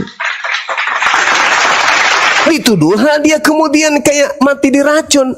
Bagaimana mungkin orang ditembak kemudian tahun 2025, kemudian tahun 2029 meninggal dunia, lalu dikatakan kenapa dia meninggal? Mati karena ditembak. Kapan ditembak? Tahun 2025. Ya kan lucu, Cak Ayu. Nabi Muhammad pernah diracun, cuma pernah diracun terus 4 tahun kemudian mati begitu. Sakit ya, sakit. Ya, semua orang yang mati itu pasti sakit. Itu ada yang bunuh, ada yang dibunuh, mati sakit, mati dibunuh, ya ampun. Ya, sakitnya sakaratul maut itu sama aja, Cak Ayu. Mati karena digelitik, mati karena tenggelam, mati karena jatuh, mati karena tabrakan. Sakaratul maut itu sama sakitnya. Sama. Anda mau jatuh dari lantai 1, lantai 2, sama rasanya. Roh dicabut dari jasad itu samanya sakitnya. Jadi, seandainya saya mau mu'alaf, tapi tetap saya berpegang kepada Isa itu. Kami umat Islam beriman kepada Nabi Isa sebagai Rasulullah. Coba bayangkan nih Ibu ya. Yesus berkata di dalam Yohanes 17:3, hidup kekal itu adalah mereka mengenal Engkau satu-satunya Tuhan yang benar dan mengenal Yesus Kristus yang Engkau utus. Umat Islam mengenal Yesus itu utusan. Hidup Islam mendapat hidup kekal dong, yes. Karena beriman kepada Nabi yang datang di tengah-tengah Bani Israel sebagai utusan Tuhan pencipta langit dan bumi kepada Bani Israel. Kami beriman berdasarkan iman Islam. Ya Bani Israel, inni Rasulullahi ilaikum. Wahai Bani Israel, aku ini adalah utusan Allah kepadamu. Kami beriman. Oh, beliau Nabi. Datang saudara Kristen, beliau Tuhan. Kan lucu.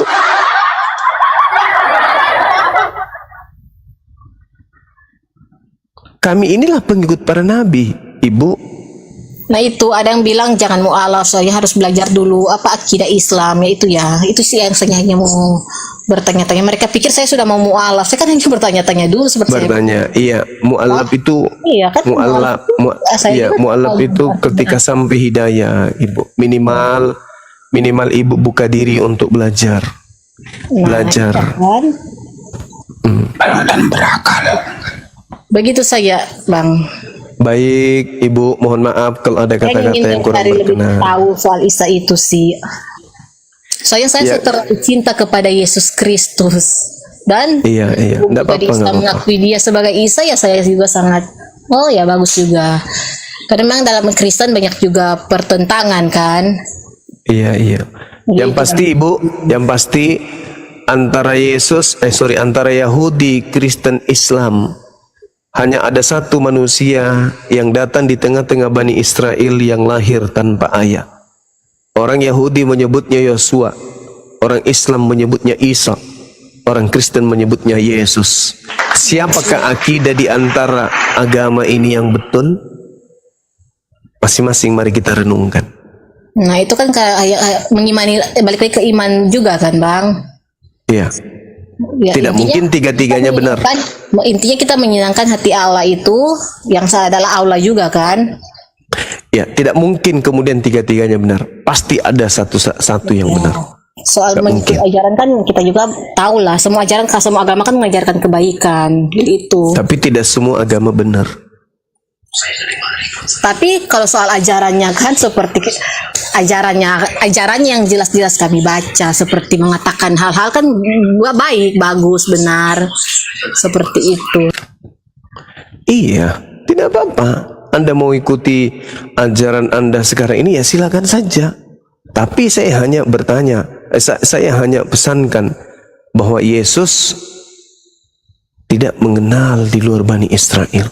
Bayangkan aja Bu tuh. Coba Anda baca di dalam Matius 15 nomor 20 3, 24, 25, 26. Ketika Yesus didatangi oleh seorang perempuan untuk meminta agar anaknya itu disembuhkan, apa jawaban Yesus? Aku diutus hanya kepada domba yang hilang dari umat Israel. Tidak pantas kemudian roti yang disiapkan untuk anak diberikan kepada anjing. Yesus, Matius 15 nomor 20, 23, 24.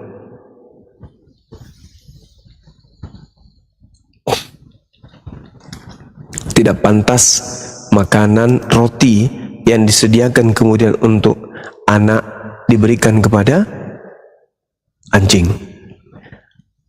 Lalu kata perempuan itu, benar Tuan. Namun anjing itu makan remah-remah yang jatuh dari meja tuannya. Apa kata Yesus? Hai ibu, besar imanmu. Coba. Yesus mengiyakan ketika seorang ibu disebut anjing, dan ibu itu mengiyakan disebut anjing. Bahkan ibu itu menyatakan dia makan sampah dari meja Bani Israel. Yesus mengatakan apa? Jempol buat ibu, imanmu besar. Coba, jadilah seperti apa yang engkau inginkan. Seketika anaknya sembuh. Itu doang. Kan dia datang tuh. Yesus, ya paman, tolong sembuhkan anakku. Apa kata Yesus? Aku diutus hanya kepada domba yang hilang dari umat Israel. Apa kata perempuan itu? Betul, memang betul, memang betul. Tapi bukankah anjing makan sampah yang jatuh dari meja majikan? Wow, kata Yesus, luar biasa. Imanmu benar, imanmu besar. Jadilah seperti apa? Jadi Yesus mengiyakan di luar Yahudi itu sebagai anjing. Itu kan mungkin terjemahan tafsiran abang ya. Bukan tafsiran saya. Yesus berkata di dalam Matius 24-nya, Matius 15 nomor 24, aku diutus hanya kepada domba-domba yang hilang dari umat Israel. Tetapi perempuan itu mendekat dan menyembah, bersujud di hadapannya sambil berkata, Tuhan tolonglah aku. Coba, Yesus ini didatangi seorang perempuan memelas, tolong, sampai dia bersujud-sujud di tanah. Tolong anakku sembuhkan. Apa kata Yesus? Tidak patut mengambil roti yang disediakan bagi anak-anak dan melemparkannya kepada anjing. Roti yang dimaksud di sini adalah Yesus yang nabi. Anak-anak dimaksud di sini adalah Bani Israel. Dan wanita ini disebut anjing karena dia di luar domba. Domba itu hanya untuk Bani Israel. Yeremia 50 nomor 17. Yang disebut domba hanyalah Bani Yakub. Wanita yang datang ini kemudian ketika dia ada menyingkir ke daerah Tirus Sidon, ada seorang perempuan Kanaan yang datang. Anaknya sakit. Sujud kepada Yesus, tolong anakku, kasihan kalau enggak kau sembuhkan mati dia. Apa kata Yesus? Aku diutus hanya kepada domba, bukan kepada anjing. Sudah begitu saja. Dosanya saya mau dengar pun abang, masa dari saya Kristen ya, kepercayaan Kristen bertanya pendapat sama Muslim kan nggak etis juga. Jadi sudahlah ya. Ya silakan. Saya maklum, silakan. Ya, silakan. Begitupun saya juga ya kalau mau belajar Islam ya kepada orang Islam. Begitupun teman-teman Kristen, belajar Kristen kepada orang Kristen. Ini seperti itu. Tapi sayang, Ibu pernah sekolah kan, Bu? Iya, sekolah. Seorang anak didik beli buku cetak, masuk ke dalam kelas. Sayangnya ibu guru lah yang menjelaskan buku cetak anak tersebut. Padahal buku cetak itu milik anak tersebut yang dibeli ibunya di perpustakaan. Ya, tapi nggak apa-apa. Sekolah kan balik lagi. Ada dia ahli bahasa, dia ahli matematika, seperti itu kan sekolah-sekolah. Ini tidak butuh matematika ini. Iya, kalau perumpamaan seperti itu ya, jadi itu pemahamannya juga seperti itu. Ini nggak butuh matematika ini. Ini hanya membutuhkan kemudian ketajaman insting berpikir dan kerajinan kita untuk membaca saja. Nggak ada yang istimewa di buku ini, nggak ada. tidak butuh tafsir, tidak buku ilmu nahwu, tidak bisa, tidak ada butuh apa-apa. Bible itu dipelajari, tidak ada ilmu dasar yang akan menjadikan kita paham setelah kita kuasai dulu, enggak. Cuman dibaca doang. Pada mulanya adalah firman, firman itu bersama-sama dengan Tuhan, dan firman itu begitu aja. Apa ilmu yang bisa mendasari untuk kita pahami selain daripada akal? Ada. Oh, kita harus jadi pembohong mungkin. Tapi kalau saya nih sebagai muslim, cukup saya baca dengan akal, karena hanya akal lah kemudian yang bisa membimbing manusia kepada jalan yang benar. Bukan doktrin, bukan dogma, bukan setan. Akal. Apa yang kita pahami dengan akal? Aku diutus hanya kepada domba-domba yang hilang dari umat Israel. Coba pakai akal. Apa maksudnya? Nah, kalau sudah pakai akal, lalu kemudian disanggah, lalu kalau bukan akal, ibu memahaminya dengan apa? Akal kami itu hanya perumpamaan. Hanya perumpamaan. Iya, betul. Ibu diperumpamakan wanita Kanaan ini. Wanita Kanaan ini diperumpamakan. Nggak harus pasti Israel begitu, nggak harus pasti juga itu anjing-anjing, kan itu perumpamaan. Oh, itulah anda kan anda tidak belajar Yeremia 50 nomor 17 yang disebut domba hanya Bani Israel. Nanti kalau saya tahu begitu dan saya sampaikan kepada ibu, anda tidak pantas mengajarkan saya. Bagaimana tidak pantas? Saya lebih tahu daripada anda. Itulah dibilang, ibu jangan ibu ajarin saya. Kenapa? Ini buku cetak saya loh. Saya yang beli sama mamaku loh. Saya nggak ajarin loh. Saya hanya bilang, saya mungkin kalau abang mengajarin saya jangan gengsi terhadap kebenaran. Kalau sudah benar disampaikan kebenaran itu, jangan gengsi.